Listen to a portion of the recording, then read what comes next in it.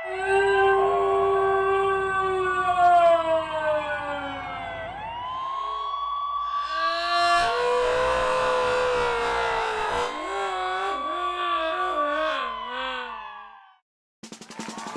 time to play America's favorite game show, Is It a Shark? Yeah, I'm gonna go pee. Can you talk to the house?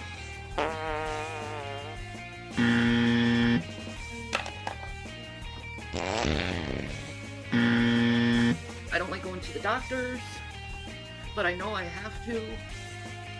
And I'm fucking freaking out. So we got to the doctor from the Uber, and we were sitting there waiting to get into the into the appointment. We were in the waiting room, and they came out and said doctor had an emergency and had to leave fast.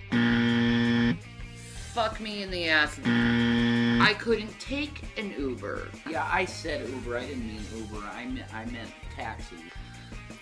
I need to take care of my health.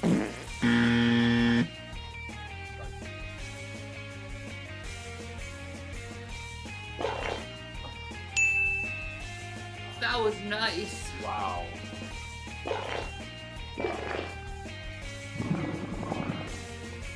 Good push.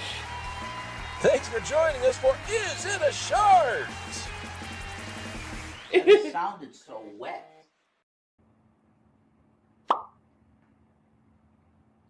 It's like people say, just go to McDonald's, just do that, just do that. Fine, yeah, maybe I will. And I'll fucking walk to McDonald's to work. How about that? That's what everybody would want to see, is me being like that. So yeah, that's cool. Maybe that's what I'll do.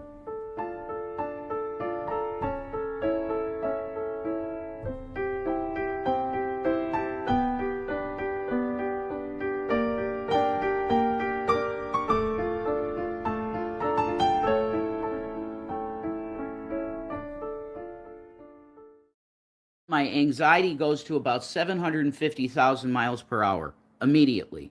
Like just doing a search for like remote work from home makes me want to fucking die. I want an entry-level customer service job. Is that so much to fucking ask? You know? I don't want to work at fucking McDonald's, man. Hey, you want to know what's trending on Twitter right now? What's trending on Twitter? Jesus is coming soon. Whatever. I'm really extremely just frustrated because I'm sick of living like a goddamn bum. I hate myself. Do you understand that? I actually hate myself. No! I'm an idiot, guys. I'm stupid. I have no adult skills.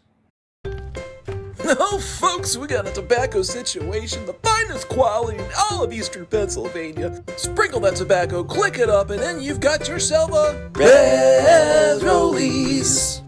It's a Red Rollie right there. It's a perfect cigarette. Let's check out some individual reviews. Don't forget to drink plenty of water. Get behind me, Satan. Red Rollies. No!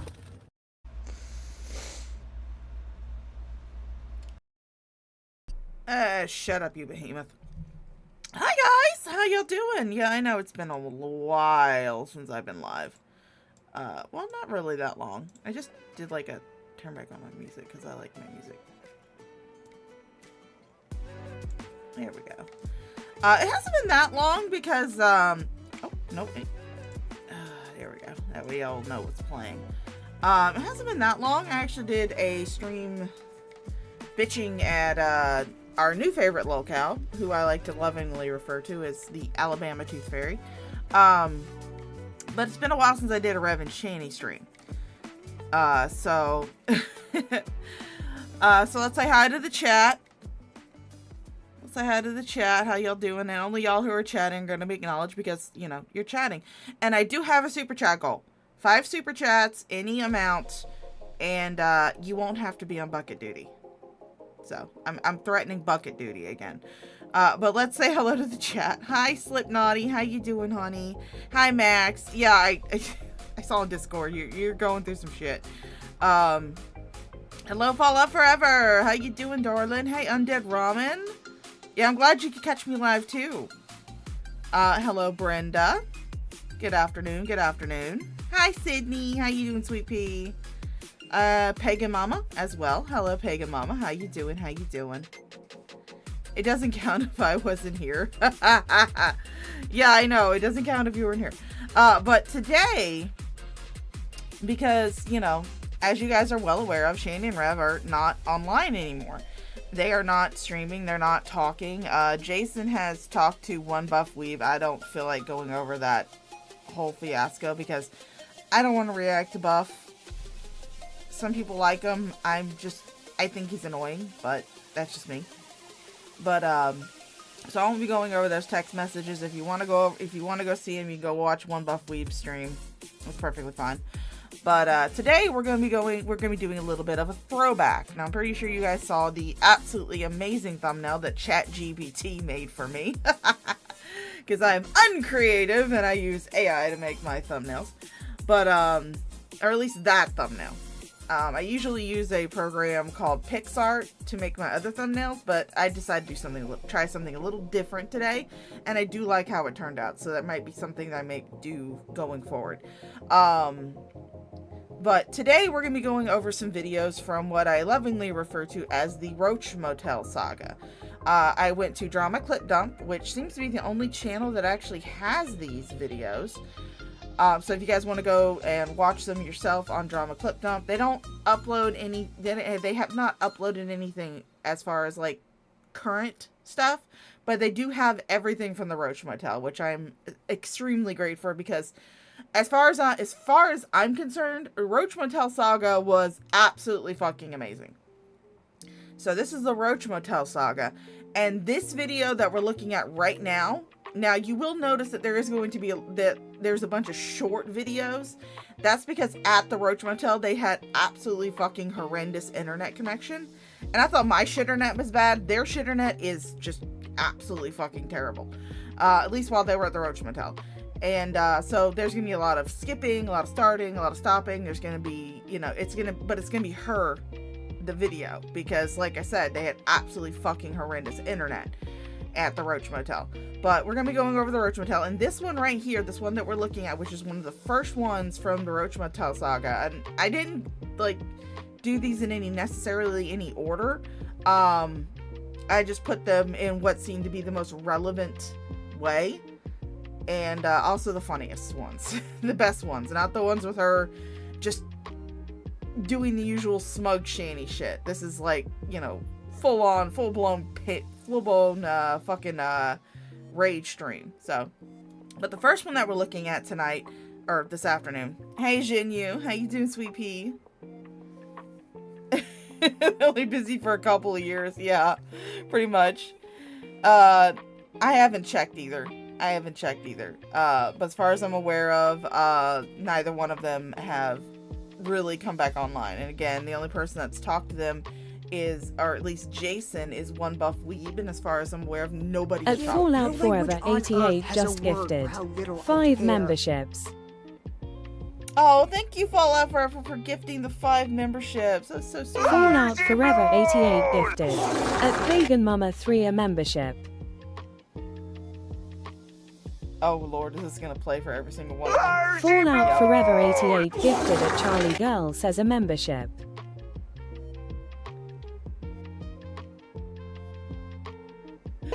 Fallout Forever 88 gifted at Katie Marie 888 a membership. Fallout Forever 88 gifted at Reaper Girl 79 a membership.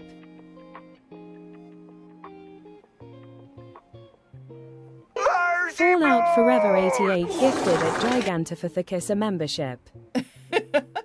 Thank you again, Fallout Forever, for the 5 gifted memberships. And welcome Pagan Mama, Reaper Girl, Charlie Girl Says, Katie Marie, and Gigantup. You're a giant octopus. I can't pronounce that name. But thank you. You guys have all become members of the Olive Garden family. So welcome. Welcome. Because when you're here, you're family. You guys can find breadsticks in the green room. Yes, that is Shani's ass. I do love that clip. It is kind of annoying when it plays over and over and over again, but I do love that clip. It's funny as fuck. But this video that we're looking at right here is actually what really started the whole G-Man starting to bitch about Shani and Jason. Now, you guys know my feelings about G-Man. I don't like him. I will never have him on my channel. I don't want him anywhere near me. Just stay the fuck away from me. Go jump off a cliff with a giant dildo shoved up your ass and one shoved down your mouth. You need to come out of the closet and wipe the cream off your back. But this is what started the whole thing between Shani and G-Man. And it starts out because G-Man told them that he could no longer pay for their motel room. They were put into a motel after Shani's boys got taken away because G-Man was wanting to fix up the house and sell it or possibly rent it out. But so he put them up in this really shitty Roach Motel, like cracked in type Roach Motel. What wasn't even supposed to be anybody in it. It was actually condemned. There wasn't supposed to be any inhabitants in it. But he told them eventually that he could not continue to pay for the rent on the Roach Motel. And this was because he was having surgery on his back. He was also supporting a few of his family members. And also he works mostly odd jobs in construction. And unlike Florida, where we pretty much have construction can happen year round, up in the north, that doesn't actually happen because during the winter times, and this was in September, during the colder months, construction tends to slack off because it snows like a motherfucker up there. So he wasn't going to be having a whole lot of income. He could not continue to support two grown-ass fucking adults. So he told them that. And this was Shani's reaction to it. Like what I said to Blizzard for the China exclusive decor, just jump ass first on the dong made of Lego. That pissed you off, man. That pissed you off, Max. Yes, I had to remind you of Olive Garden because my members are Olive Garden employees. Because when they're here, they're family. So let's get this started. Don't care anymore. It's a lot more stable than it was since I upgraded. I think I need to turn down my music. Got the upgrade for OBS. More stable. Turn her bitch ass up. A lot more stable. So it was OBS, it wasn't the internet per se. Oh, it was the internet. I know you guys can't really hear her too much because she's being real quiet right now, but it's going to get louder, trust me. I just want to say this is probably my last broadcast ever. I'm ever going to make. I don't know. Maybe not. I don't know. But me and Jason are about to be fully on the streets. And I need a lot of prayers right now. Because I'm scared to death because it's pretty much G-Man gave me a death sentence. Aww. That's how I feel. I've been served a death sentence. Because I know I can't sit right. I know I can't sit like normal people.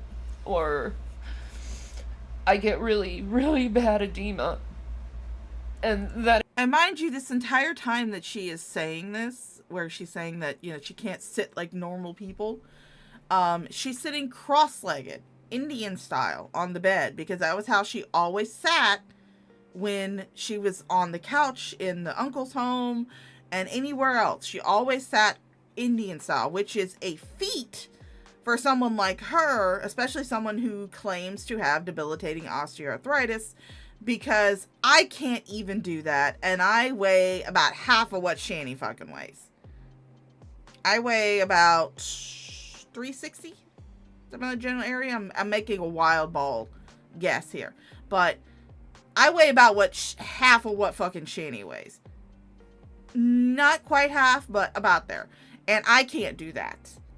My legs don't bend that way. So I don't know if osteoarthritis gives you some sort of hyperflexibility or something, but the entire time she's sitting here talking about her legs getting swollen, she's sitting cross-legged on that bed.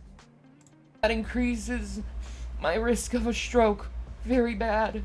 And I know it's gonna happen this time because it almost happened Hi, Jay. when we drove out to Pennsylvania from Colorado.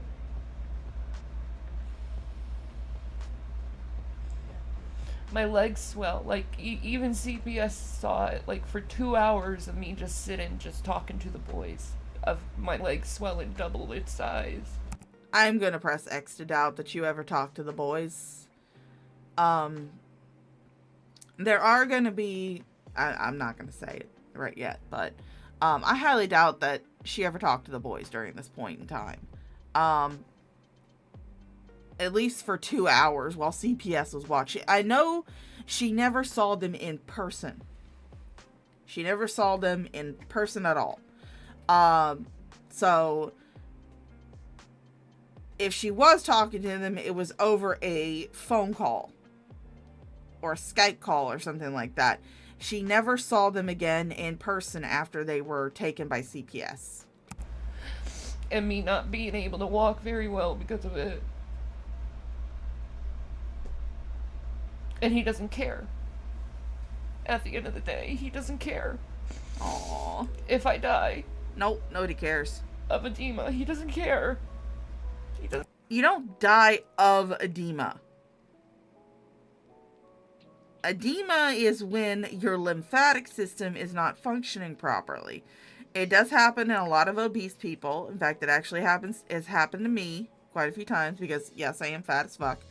But it's because your fats, especially if you sit for a long time, your fat cuts off your lymphatic system, usually at the waist, because that's where your stomach sits, and it usually cuts it off, and you build up fluid in your feet because your lymphatic system cannot drain the fluid like it should, and your feet and your legs start to swell. It's typically not something that kills people, though. Usually there's other comorbidities involved. People rarely, as far as I'm personally aware of, people rarely die of edema. They usually die of something else, and they just happen to have edema at the same time. Doesn't care. He'd rather take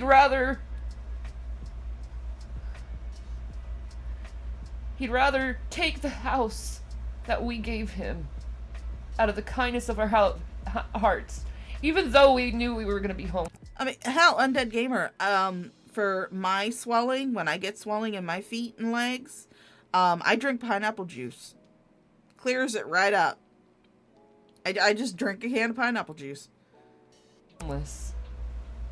Hey, members only. And he'd rather rent the place out so he can get money to sue Dragnot than to save his own sister's life. Maybe he just got tired of supporting two grown-ass fucking adults one of whom can definitely go out and work. Maybe not Shani, because at this point GTard was not fully against them. He was still, trying to support them, still trying to defend them. So he was not fully against them. He did not turn fully against them until this video, until this stream that she did. But again, maybe he just got tired of supporting two fucking adults, one of whom can go on work. And I'm supposed to not be angry about this. I'm supposed to not be scared about this. Aww. I'm supposed to feel this way of not being scared when I know I'm gonna die. We're still sitting waiting in that car because I have to keep my legs elevated or I'll get a blood clot. We're still waiting on that blood clot. Again, this was back in 2022. It's not 4 years yet. It's about 3.5 or 3 years. I'll say closer to 3. But we're still waiting on that blood clot. He gave me a death sentence and he doesn't care. Nope. He doesn't fucking care. Nobody cares. Just so he can sue fucking Dragnot. Aww.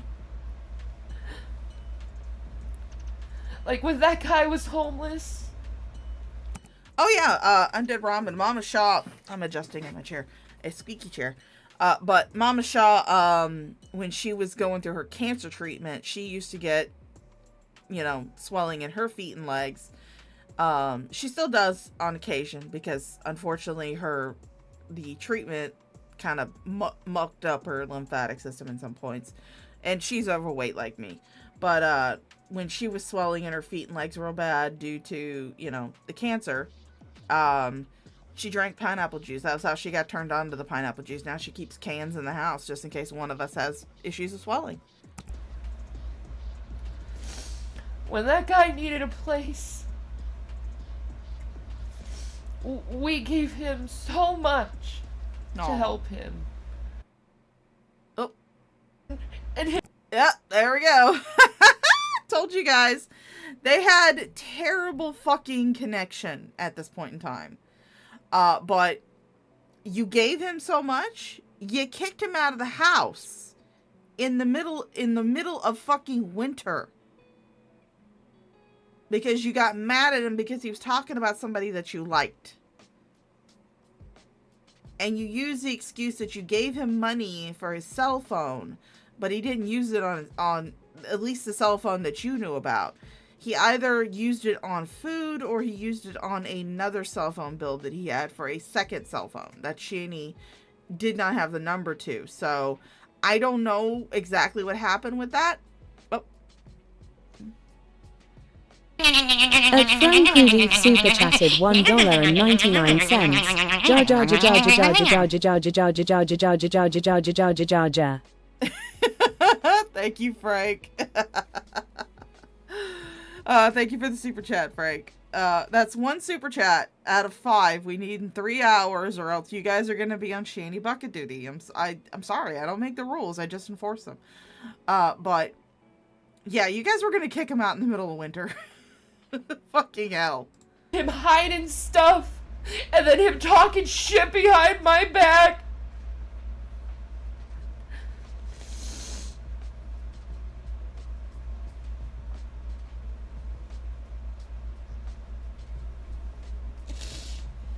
That's what I got for helping someone Oh, poor Sheeny.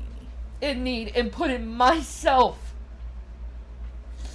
and my husband putting himself behind for his fucking needs, putting him first. Shani, and again, I'm well aware of the fact that I'm talking to a Shani from 3 years ago. I know it. But Shani, when Jason sold G-Man the house for $1, you guys were in Colorado. So you guys really didn't give up anything. You were in Colorado, living it up on Jason's money, making it disappear faster than food does around you. You guys had money and you had a place to stay. You guys were staying in Colorado in those various apartments that you kept getting kicked out of. So really, you didn't sacrifice anything, because at that point in time, you guys were living high on the hog. I mean, of course, it didn't last long. You wasted that money in like 3 years, but still, you were living high on the hog. And now I'm being hit with this. At And Fallout now, Forever I am going to 88 super fuck chatted you. $5. Buy your goddamn coffee. You know what? I think I will. This death sentence. Just so he can feel good about himself. He thinks he can go ahead and brag all over the internet. I'm helping 2 adults. He barely. He wants to brag on the internet while he's helping him. Well, you know what? Next week, G-Man, I'm probably gonna be dead. Because of a blood clot that grows in my leg and goes to my brain. We're still waiting on that blood clot. And that will be on your head. So you can sue Dragnot, because that's way more important than saving a sister's life. And I'm not lying about this.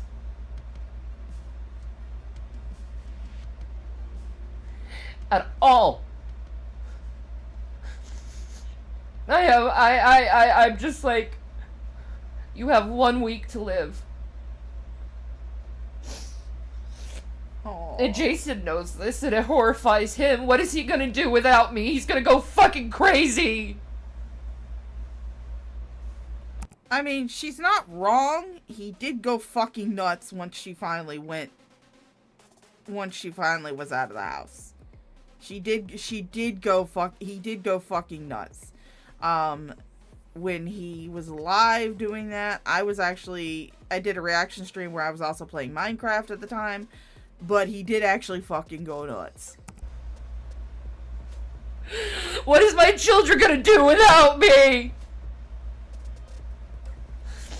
Like, you're the one who started all the hatred on the internet anyway, G-Man! Because you lost that fucking house because you lied!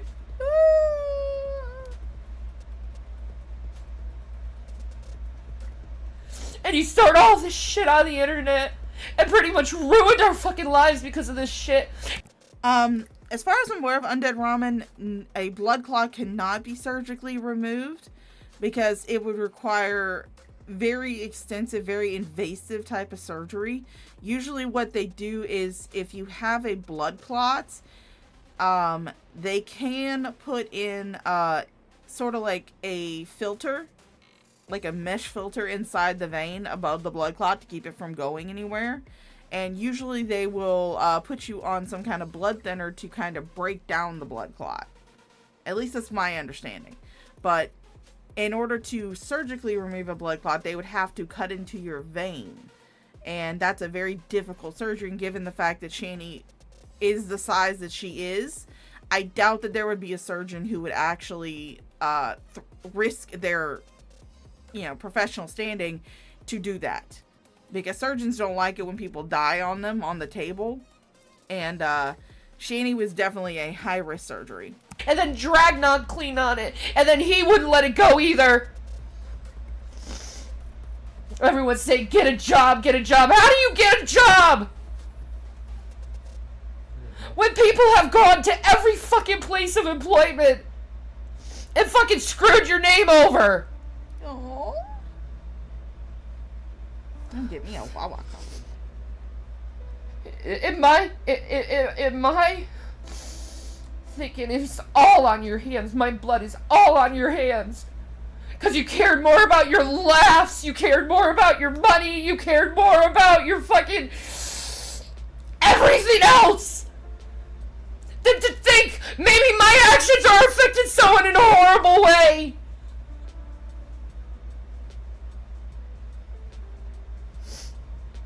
And now I know I'm not gonna make it. I'm not gonna live through this. I know I'm not. Aww. You're not gonna live, guys. The doctors have told me to keep my legs elevated. They told me to stay on bed rest.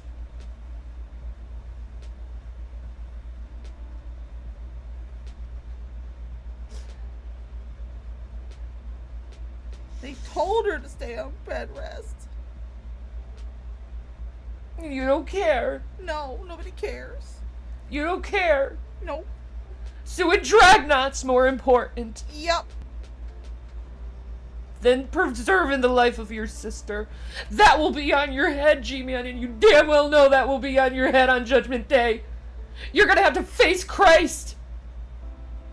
And Jesus is gonna be like, why did you allow your sister to suffer and die when you could have done something different? Shani, I honestly think that your Judgment Day is going to be quite similar to what you suspect GTard's fucking Judgment Day is going to be. God is going to ask you, why did you neglect and abuse 2 children that I put into your care? Why did you abuse them? Why did you neglect them? Why did you mistreat them? Why did you let CPS take them away when you could have done something? when you could have taken care of them like I told you to when I put them in your care? Why did you disrespect your mother constantly? Why did you disrespect your father constantly? Isn't one of the 10 commandments honor thy father and thy mother? Isn't that one of the 10 fucking commandments? And again, this is not me saying that if your parents are abusive to you, that you should honor them. I don't follow that creed. I think it's outdated. I think it's just a way for religions to further control people because they would keep them in the religion through the parents influencing the children. My full belief is that if you are in a toxic relationship where you feel like your mental and physical health is being harmed, then you need to get the fuck out.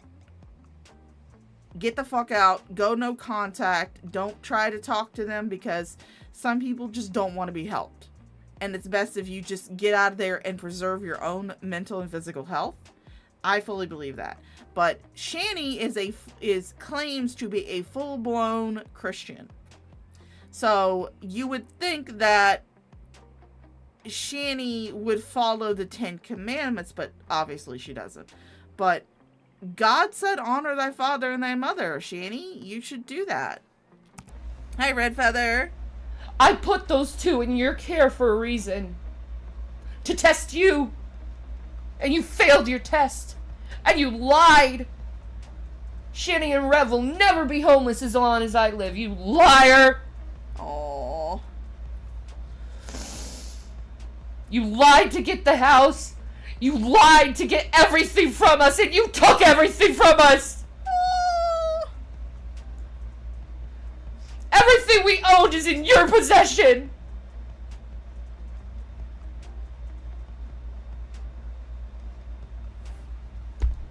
That's all I have to say. You're a horrible person. Aww. That's all she has to say, guys. G-Man's a horrible person. Of course, we all knew that. Yeah, it's pretty perfect. You would know that, wouldn't you, Max?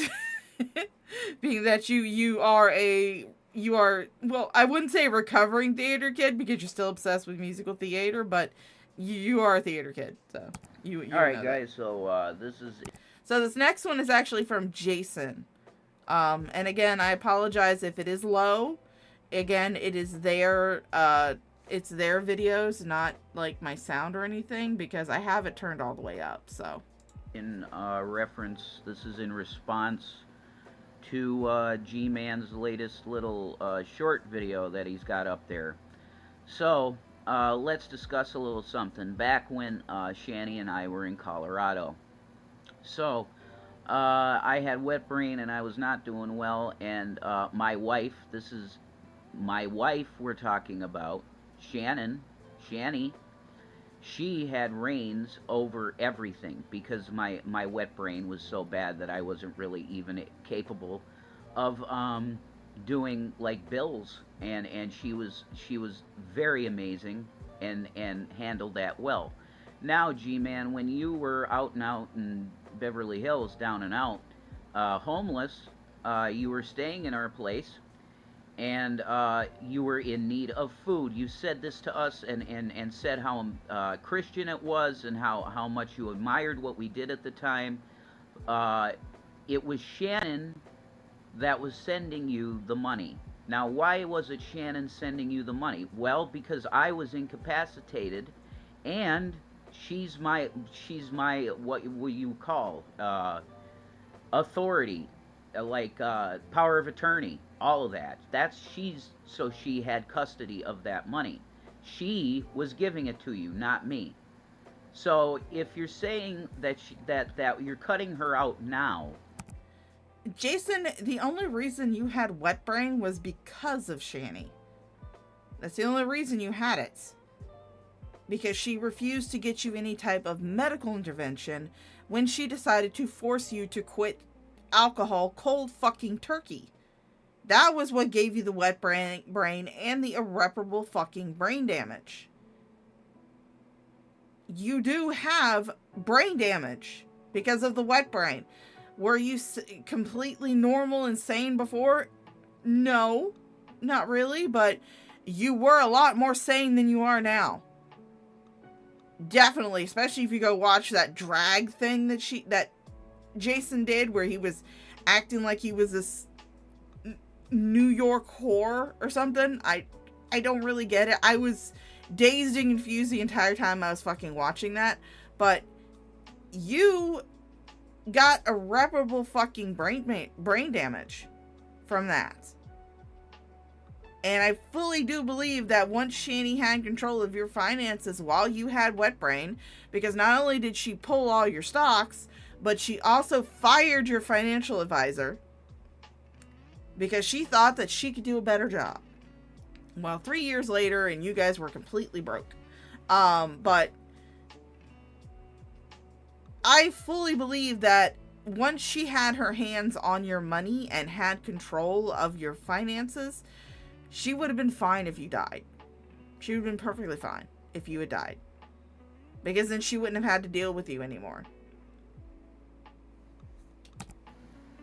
Are you seeing what I'm getting at here? We were married, so she had total control over it. Do you want to say something? No? So this arena mode that you're in, G-Man, at this point is now causing you to lie, like the reaction channels. So you owe me because you said you were going to do this, and I'm accepting it because I'm in need. So you owe me and Shani the money that you said you were going to pay us from that house. Stop lying, because this stuff makes you lie, and you need to repent of it because you know this stuff is not true. So I'm going to defend Shani again because this is ridiculous, and you know it's ridiculous, and you're only saying this stuff because you feel cornered of the stuff that's going on in your life. And that's why this happened in the first place. You feel so cornered in your own life because of your finances. You're trying to brag to people that you're in good financial shape, and you are not. So I'm defending my wife. G-Man, you better start shutting up about Shani, because I'll come at you more. Peace. Aww. And again, like I said, Jason was making these videos while they were in the Roach Motel, and they were very short. He usually didn't stay on for longer than like 20 minutes. But I just picked out the ones that I thought were funny as fuck. So.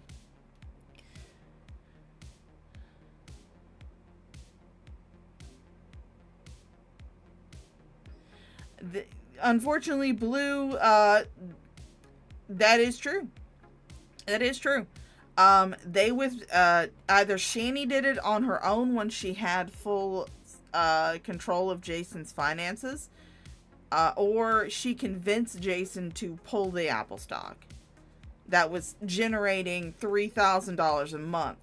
So if they had kept that money in Apple stock instead of blowing it all on fucking weed all day, every day, they could have actually afforded to stay in that townhome, because what that stock generated a month could have paid their rent at the townhome. I mean, they would have had to make money for other bills and stuff and food and shit like that, but they could have stayed in that townhome if that money was still in that Apple stock. But unfortunately, Shani's a fucking idiot, and she drew it out. She pulled it out.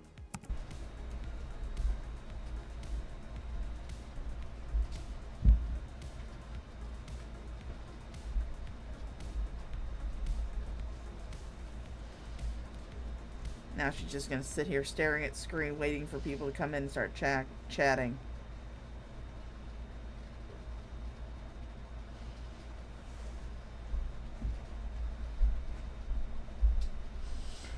The internet sucks. Oh, the internet sucks. So do you.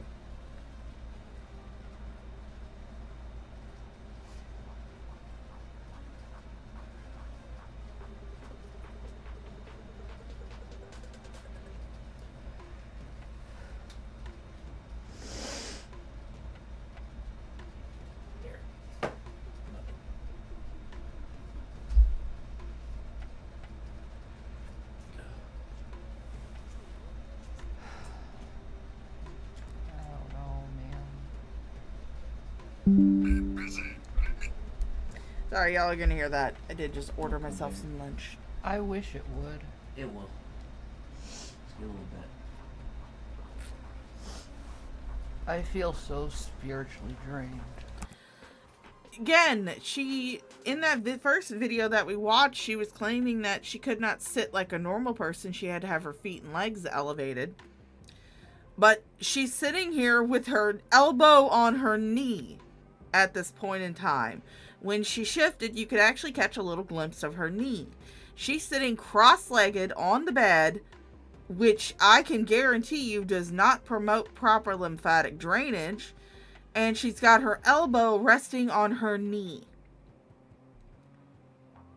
But she was going to die of a blood clot if she was going to have to stay in that car, guys. So drained. You let someone in. It's like, Everyone that I ever loved Aww. hurts me. Yep. Your son is actually going to do the worst hurting of all. And people like to say it's a mantra. It's not a mantra. It's a fucking fact. Especially when I do nothing to them.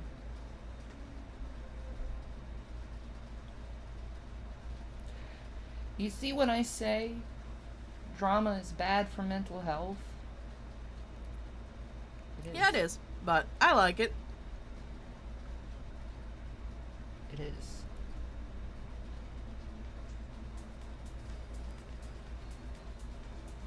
Because drama hurts, Shannon.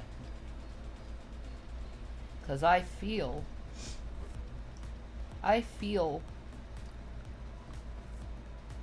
Hungry? I'm a Me too. human being, and I feel You're a human being, not a human being. and I'm stuck in this flesh suit. Oh, wait. I have to go look for this.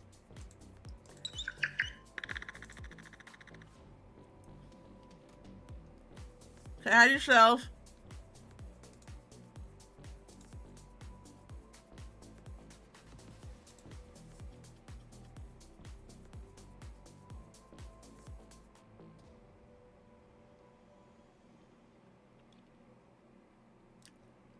Here we are. That would be the most greatest thing ever if Jesus came back and freed me from my body. your prison. Yeah, cause it's a prison. It really is. This world is a prison. I still love that. Knowing that everyone I ever loved hates my fucking guts. Anyone I took time in, anyone I shared myself with. Aww.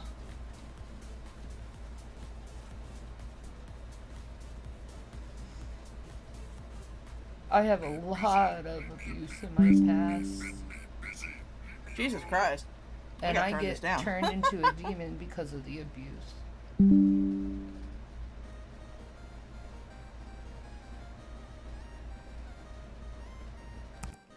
Okay, thank you so much for the $5 PayPal somebody sent me.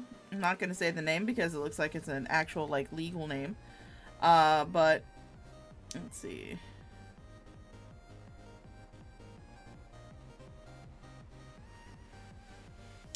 Says it's still laying around. LOL. Well, I mean, I'm laying around. There's times Yes, where I did all turn hail the into a Banshee demon Queen. because of the abuse, because I black out and do stuff that I'm not proud of. But I haven't done that in a really, really, really, really long time, so I'm gonna give myself some credit there. Yeah, That sure. I've Undead Ramen, that is actually a very good point. Contrary to popular belief, Shani and Jason did not actually get evicted from the townhome in Colorado due to lack of rent payment. Because at the time that they got kicked out, there was actually a moratorium on evictions due to lack of rent payment. Because when they got kicked out was at the tail end when COVID was really bad.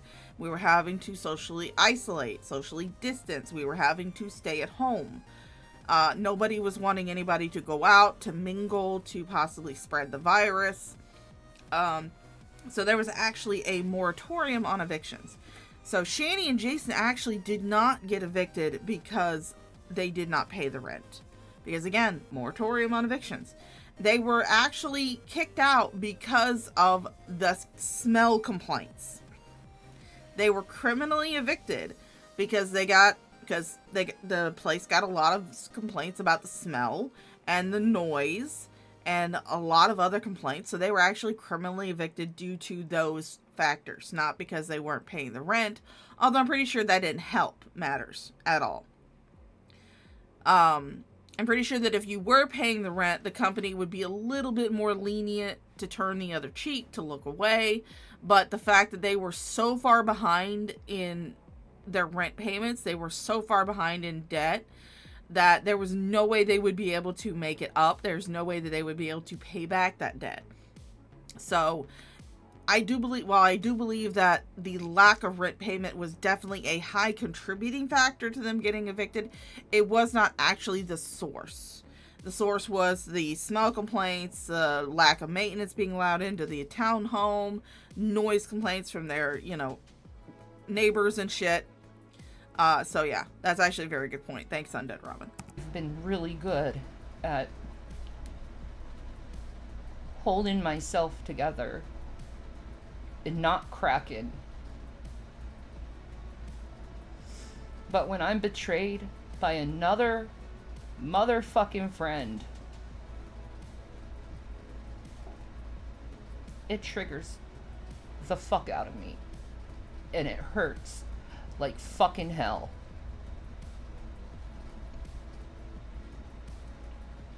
And I don't deserve this. Everyone who acts angry at me, ask yourself and be honest, what did I really, really, truly do to you to cause so much hatred? Well, I mean, to me personally, you didn't do anything. I just find you amusing to laugh at and make fun of, and apparently other people do too. So, sorry. Sucks to be you. Most of you out there will be like, she's done absolutely nothing to me. If you're honest with yourself. The worst I have done, and I will take responsibility for this, is reacting poorly when someone comes at me aggressively.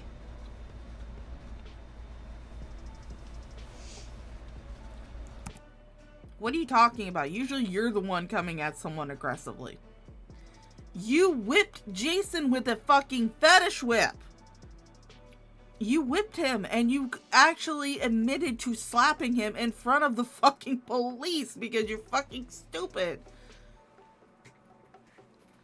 Jesus fucking Christ. For instance, people... She did, Frank. That is true. She did. Shani laughed when Frank's friend died of cancer, which was absolutely terrible.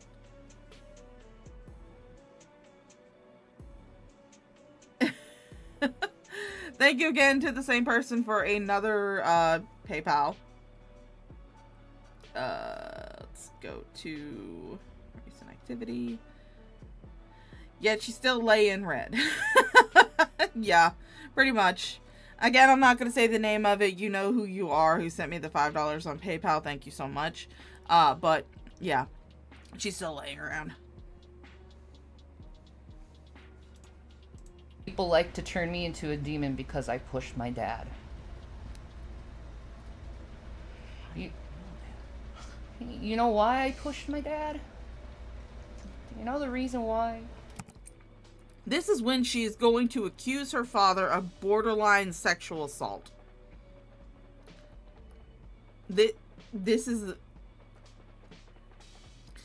This woman, if you guys had seen any of the older videos, like from XX Archive or anything, you would know about this. But when her dad died, she absolutely lost her fucking shit.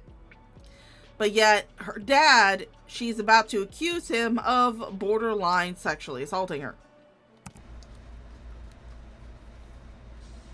Well, my mom started shit with my dad and me, again, like she likes to do. And she got my dad all riled up, and he threw a phone straight at my head where it went right through the window. I was like, oh my God, Dad, you could have killed me there because of her.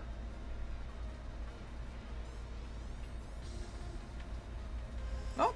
And then I don't know what happened then, but in the middle, okay? I was 19, okay? I'm 39 now. So this happened 20 years ago. Yeah, she did. When she was staying with them after Chris broke up with her, or after she broke up with Chris, one of the two, she kept running into his knees. And he had just had like knee surgery, which I don't know if you guys have ever had knee surgery. Hurts like a motherfucker. So he had just had knee surgery, and she kept running into his fucking knees. Not to mention the fact that I'm pretty sure that she actually shortened her mother's lifespan. Because, and that is a screenshot. Holy shit. Those eyes are staring into your soul. Kind of like Nifty's up in my avatar spot. But, Shani, I do fully believe, shortened her mother's life. Because Betty had had heart surgery around the time that Shani was living with them. She'd had heart surgery. Now, heart surgery patients, after their surgery, they need rest, relaxation, no stress. This woman was stressed the fuck out. Not only stressed the fuck out about Shani moving in with her, but they also had to go over and clean up the house that Shani and Chris had lived in. Because Chris left the house. Shani could have stayed there, but she decided to move back in with her parents for some odd reason. But Chris had already left. So it was up to Shani and her parents, or really her parents, because we all know Shani doesn't clean, to clean up that house. And so this woman who had just had fucking heart surgery not too long before all of this went down was over at that house stressed out about cleaning it up. And then, of course, she had to be stressed out even further by the fact that Shani was living with her and was making an absolute fucking mess of the upstairs master bedroom. And then, of course, she had to deal with two preteen to teenage boys, young teenage boys, because this was when the boys were still very, very young. They were still very much children. But I fully believe that Shani actually did cut her mom's life expectancy, cut her mom's lifespan by putting that added stress onto her mother. To go. But what I remember is him pinning me up against the fridge, and he was half naked. He didn't have any shirt on. And he wasn't. He was 6'4" and 500 pounds. Okay. At that time, when I was 19, I was in a size 12. Okay, I was not that big at all.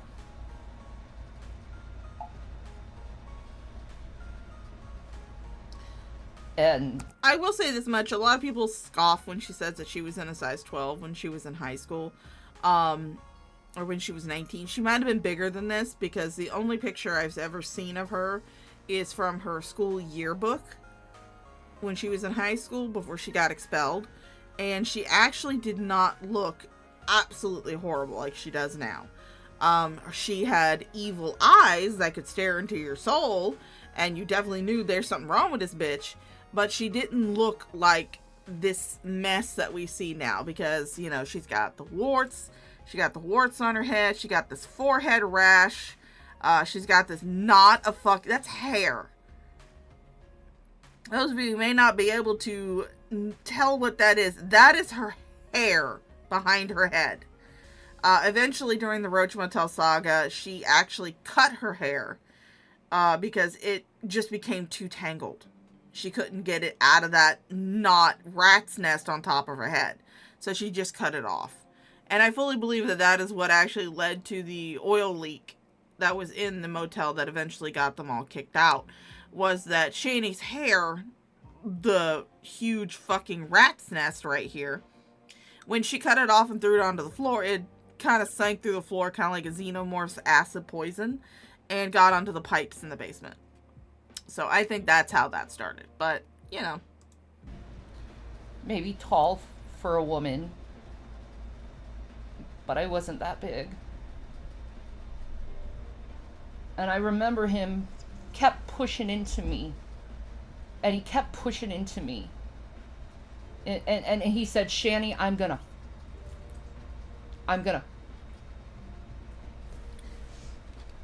For those of you who don't understand lip reading, she said her dad said he's gonna fucking kill her.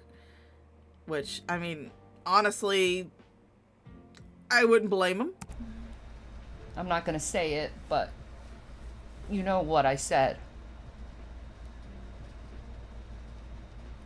Oh yeah, she definitely did that. Anybody who was one of her detractors who talked shit about her, who had any kind of fucking bad luck go on in their life, whether it be a death, whether it be like with Charlie Gold, a self-arrest,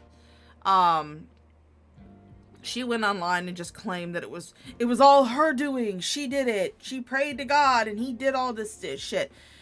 She celebrated and laughed at the death of other people just because she didn't like what they said about her. Now, would I celebrate and laugh at Shani's death? Probably not. I wouldn't be upset. I wouldn't be sad. I wouldn't be mourning or anything like that. But I probably would feel pretty apathetic. Because Shani is just a source of entertainment for me. And I have actually felt emotionally about other entertainers that I've listened to. Like, one of the ones that got me the worst was actually two people. It was Alan Rickman, who played Professor Snape in Harry Potter, and also the Metatron in Dogma. Love that guy. Also Hans Gruber in Die Hard. Love that guy. But when he died, yeah, I was upset. I cried. And then also when Chester Bennington died, the lead singer of Linkin Park. When he died, yeah, I was crying. If Shani dies, I'll probably feel apathetic about it because, you know, she kind of had it coming. Just with his fist up right in my face, and all I could remember is when my dad did that to my mom and broke her teeth. That was all that was going through my head. Oh my God, he's gonna break my face in, like he did to my mom.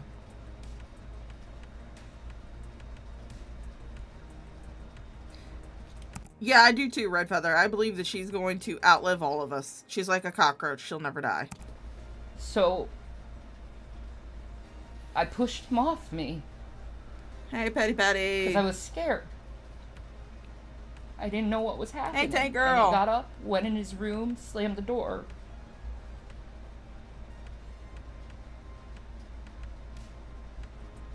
You know, I fear men. You know, I was the R word at 16 by a group of guys. Now, I'm not going to sit here and deny Shani's claims, but I'm also not going to fully believe them because despite this whole believe all victim stuff, which I do feel sympathy for people who have gone through it, even if they have not got it prosecuted, went to the police. However, we all know that Shani lies. If her mouth is moving, a lie is coming out of there. As far as I'm aware of, there was an investigation done as far as her claims goes, and there was nothing found. There's no evidence found that this had actually happened to her. So what I fully believe is that she had sex with a bunch of people, and then when she got found out, she claimed rape, which does happen. It does happen. So, but my DoorDasher is almost here, so we're actually going to play a little quick video while I go pick up my DoorDash order. So.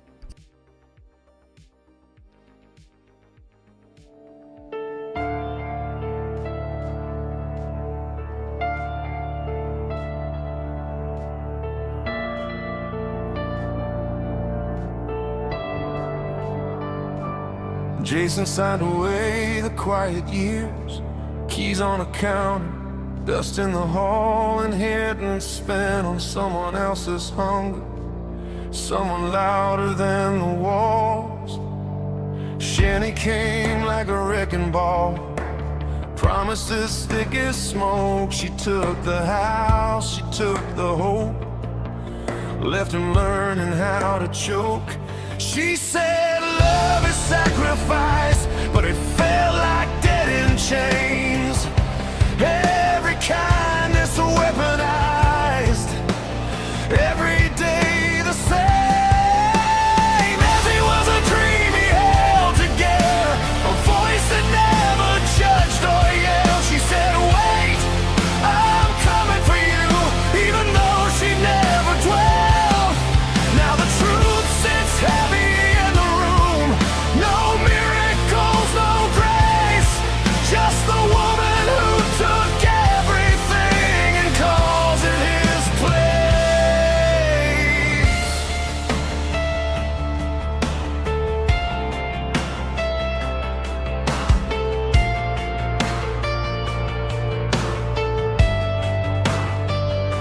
The motel hums like it's dying slow, mold in the vents, stains on the bed. Jason scrolls through a phone that knows every word she never said. As he laughed in his lonely nights, soft and warm and kind, she never needed, never screamed, never crossed a line. But fantasies don't pay the rent, and ghosts don't show up late. Reality kicks the door back in and doesn't negotiate. As he was a dream he held together, a mercy built from air. She never needed more and more, she never made demands unfair. Now the room shakes when Shanny shouts, bottles flying like flame, and every echo tells him plain, this is what remains. Get up, move faster, don't just stand there and stare. Her needs fill the room like smoke, there's no oxygen left to spare. He cleans up messes he didn't make, pays for sins that aren't his own. Every shout another reminder he's never alone, but never home.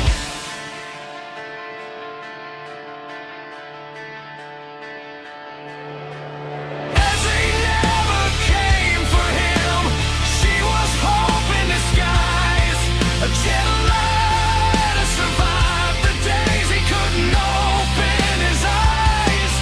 Now the fantasy's dead on the floor, and the truth won't let him run.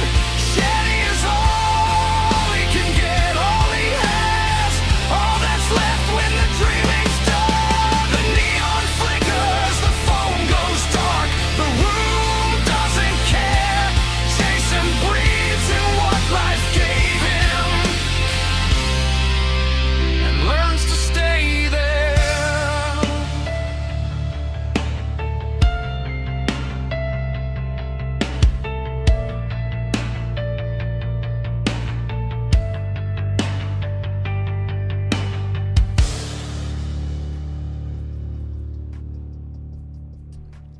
I hope you guys enjoyed that.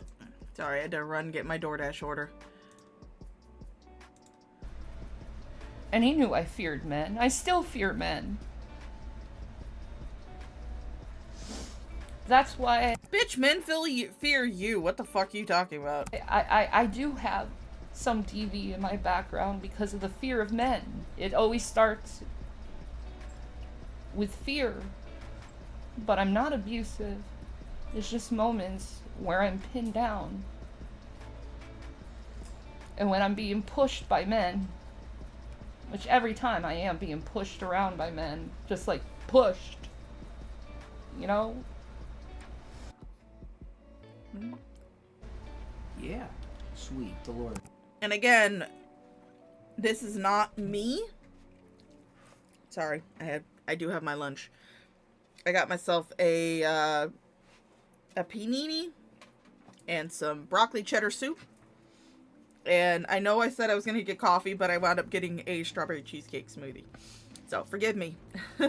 But they had horrible internet connection. So that's why it keeps jumping around. The video keeps ending and it keeps going to another video because their lives would end so quickly.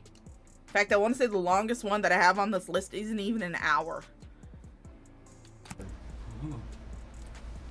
It's going down again. I don't even know why you care about me, Jason. I do, honey. Why? Everyone says I'm a monster! You are not a monster. And you know that. I'm just some land whale to people. I'm not even a human with feelings. Oh, Shani. You're not even a land whale to me. You are a sentient mattress stuffed with mayonnaise. That is... I'm just someone who has an excuse to be mean to. That's what I am. No. You're a human being with thoughts, feelings, emotions.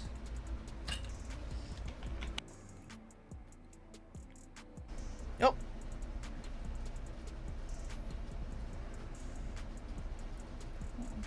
It looks pretty clear. Praise Jesus.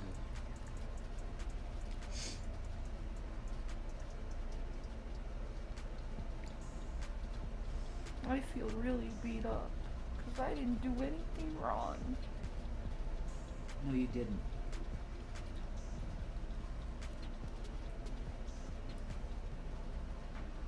She didn't do anything wrong, guys. I don't deserve this treatment when I didn't do anything. Right. She didn't do anything. I don't even understand why I'm so hated. Because I don't do anything to anyone. That's correct, honey. My chest hurts so bad. Upper Crinkle Heart's going off, guys.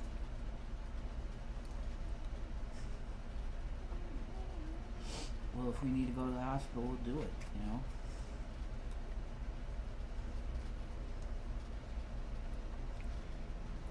Oh, you're a purple penguin, John Morgan? I'm a rainbow unicorn. Oh, wait. Rainbow mermaid unicorn. There we go.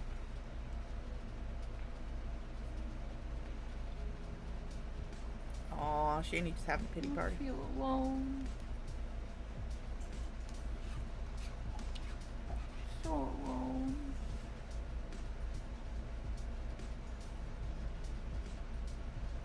She's so alone, guys. Like, I love you. I love you too. But I just don't understand why you did all those things. I know. And I'm gonna tell... Oh, Lord, I remember what this was about now. G-Man had actually just released a live stream or released a video or something, where he revealed that Jason told him he found a worker at the Convenient attractive. He didn't try to pursue this worker. He didn't try to get with this worker. He didn't try to get in her pants or anything like that. He just said that he found her attractive. And that was enough to send Shani into this fucking tailspin that she's in right now. Tell you that it is reckless because it was my head stuff, man.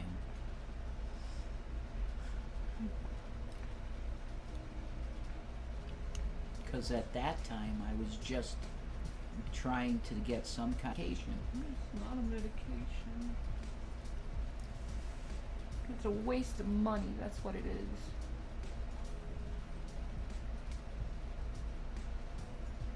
And I was stupid and reckless with it. I don't even want it. Feels like a burden on me. Well, I mean, you are a burden.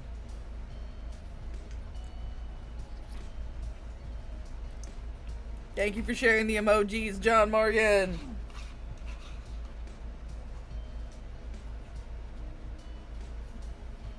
I'm so broken in my heart. So broken.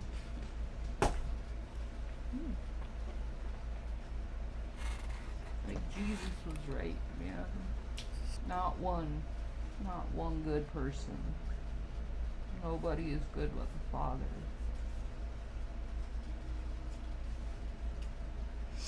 Of things, but I'm not malicious. It's not a malicious bone in my fucking body.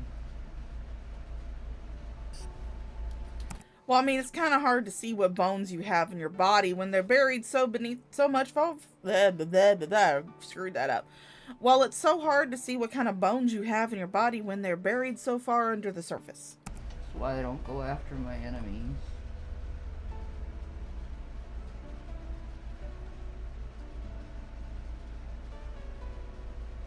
The breadsticks are in. I don't see The the breadsticks point. are in the green room. I'm sorry you can't find them, John Morgan.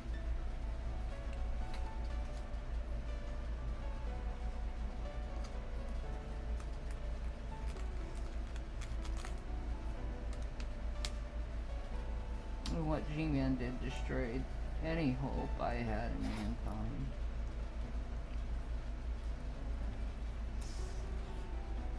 Like, I don't believe there's anyone out there that actually really truly cares.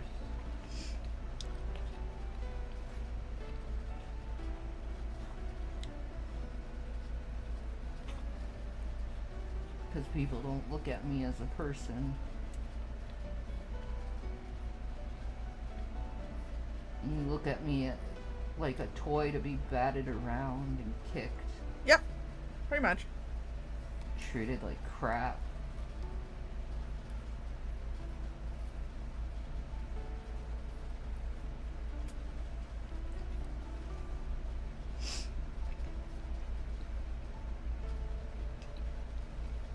I'm dead inside.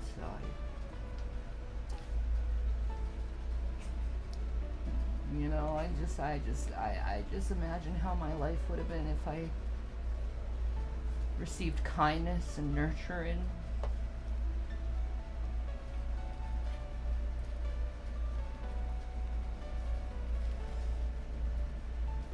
I wish I could be nurtured. I need it.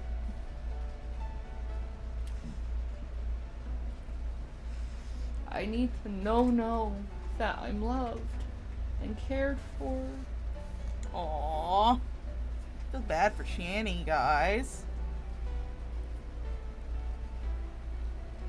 I've been committed to that quite a while, honey. I have been. But then this shit comes out. Yeah. And it makes me question everything. But it was during that time that I was messed up, man. I'm telling you, that's... All he said was he found somebody attractive. He wasn't trying to go after her. He wasn't trying to get in her pants. He wasn't trying to get her number. He just said that he found her fucking attractive. It was an Indian woman. Like, not Native American, but like Indian. And Indian women are fucking gorgeous. They are fucking gorgeous. Holy shit. Their bone structure, their skin tone, their hair, their eyes, they're fucking beautiful. I don't blame Jason for finding an Indian woman attractive. They are gorgeous motherfuckers. That's what it was. It was not me. It was not me. Nothing like me.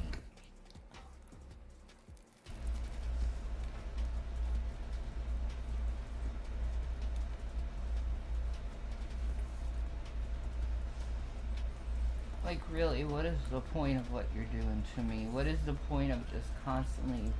You would think that after so many times that their internet has shut down the stream, that they would take that, Shani would take that as a hint that maybe she shouldn't be streaming right now.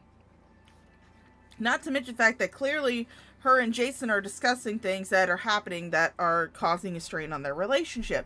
Now, any normal couple would not be live streaming this, but this is Shani that we're talking about, so of course she's not a normal person. Most people, if they were having issues in their marriage, would discuss it in private Not in front of a large audience. But again, this is Rev and Shani, so we shouldn't be surprised. My girl is half Pakistani and is gorgeous, so cute, with huge eyes and oh, she sounds so good. Oh, she sounds so pretty. She sounds so fucking pretty, Undead Ramen. I do admit that I do find Middle Eastern women particularly absolutely fucking beautiful.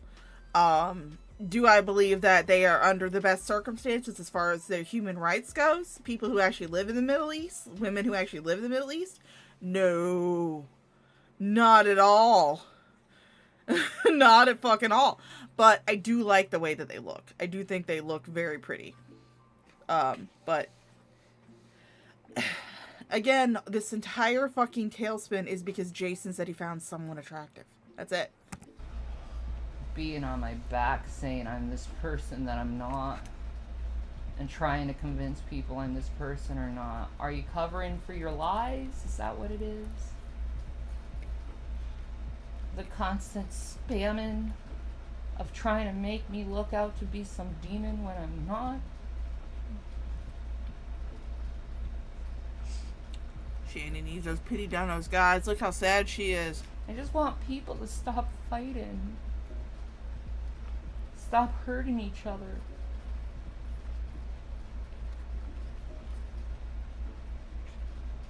That's what I want. Amen. Aww.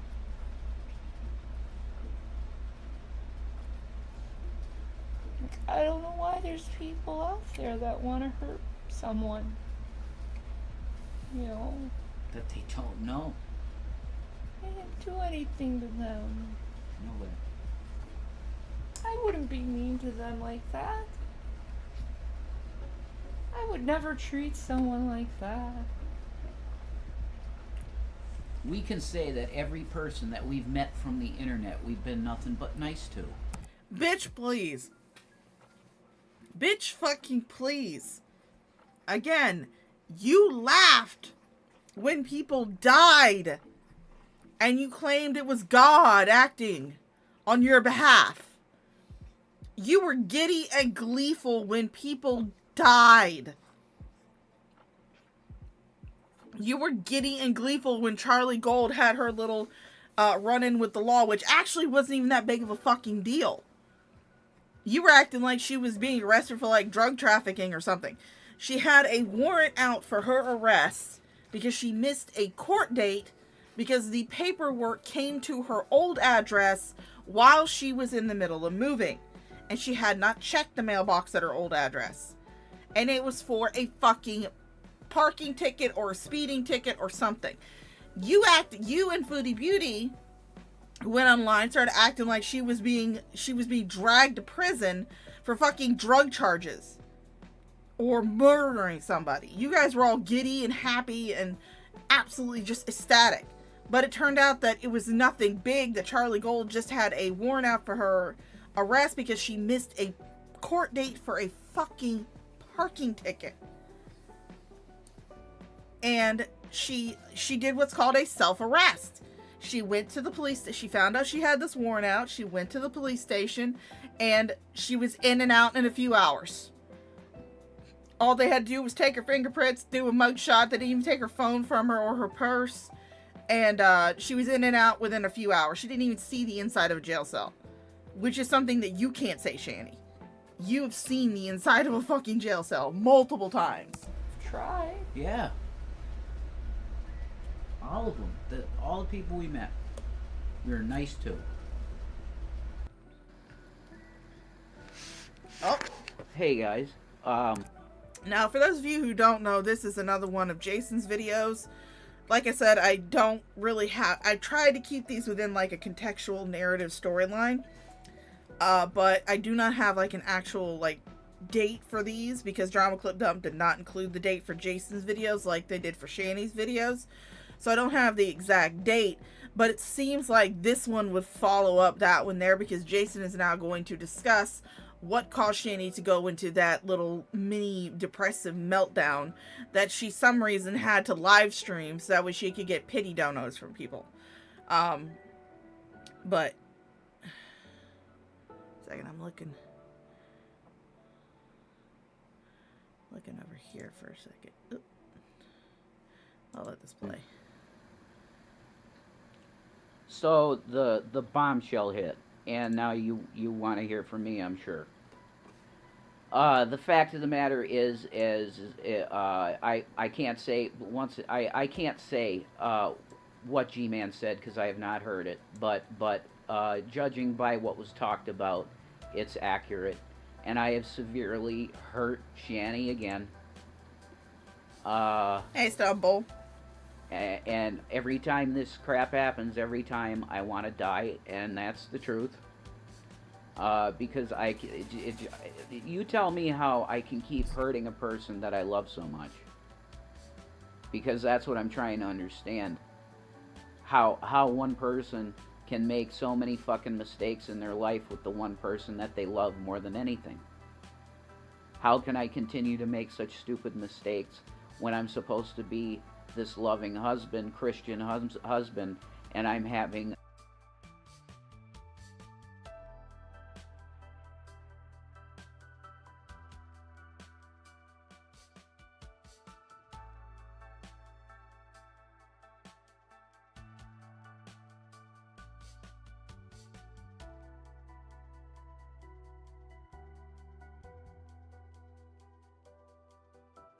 Fucking, I was muted. But what I was saying was, all you did was you said you found somebody attractive. Now, a lot of people cannot control who they are attracted to. Usually it's just things that we find beautiful. A lot of people are attracted to things like health, beauty, symmetry, things that are markers of a prospective mate. It's in our little animal brain. But there are some people who are attracted to massively overweight people, like, Emily. But you cannot help who you are attracted to. You found somebody attractive. That is not cheating on your spouse. That is not deceiving your spouse. I cannot tell you how many times when I was married, like actually fucking married to my ex-husband, we're still friends for anybody who's asking. Still friends, we still talk, he messages me, texts me, sends me pictures of the 2 boys he adopted. It's really cute. But when we were married, I got told by several people who worked around my ex-husband, were friends with my ex-husband, even coworkers of mine, that I was one of the chillest spouses they had ever fucking met. Because not only was I not jealous when my ex-husband would come home and, when he'd find somebody else attractive, I would also look at that person and see if they were attractive to me as well. If we were like out at the mall together and some, hot chick walked by us, my ex-husband would turn around and go, damn, look at her. My first reaction was normally just turn around and go, holy shit, she got a nice ass. He would tell me because he used to work for the streets and drainage division of the city that we worked with. So he was constantly driving around town, and I live in a college town. So there's a lot of college co-eds. He would come home and tell me when he would see a hot chick on the campus while him and his crew were driving through it. And usually I didn't scream, I didn't cry, I didn't say, oh my god, you found someone else attractive, that's cheating on me. No, I didn't do any of that. I was just like, dude, why didn't you take a fucking picture? Maybe I wanted to see that. I got told by so many people that I was one of the chillest spouses they had ever met. And I was just like, I don't understand how people can be so jealous when their partner finds another person attractive. It just is looks. They are not going out and touching them. They are not going out and seeking out their companionship. They are just looking at something that they find attractive. And in order for me to stop my ex-husband, or any partner that I might have, from finding somebody else attractive, I would have to gouge their fucking eyes out. And I don't want to do that. So, I mean, I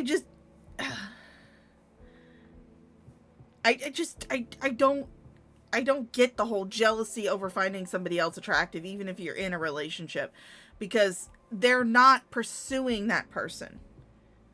So it does not make sense that you would be so insecure with your relationship that if your partner finds another person attractive, you completely lose your shit.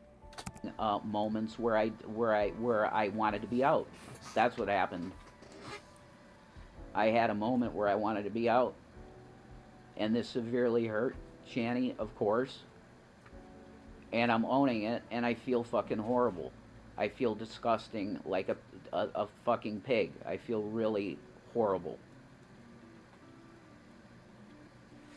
And I really hope that Shanny can forgive this.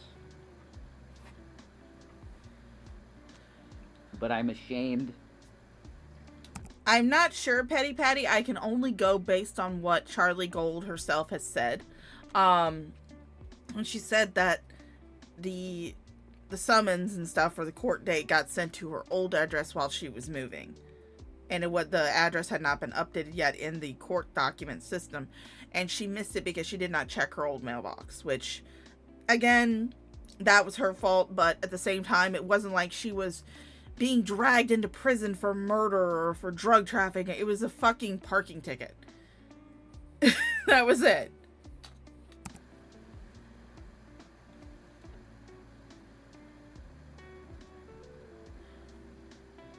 She's the only thing I have.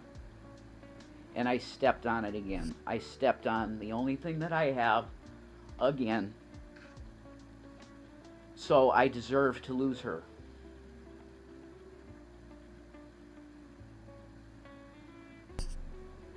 Again, this was all because he said he found someone else attractive. We're going back, let's go back to when I was an alcoholic. This stuff happened then that was just a bridge too far.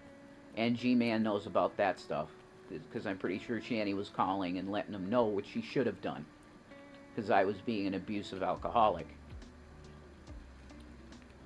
So to say that this has been a rough road is for Shanny is an understatement.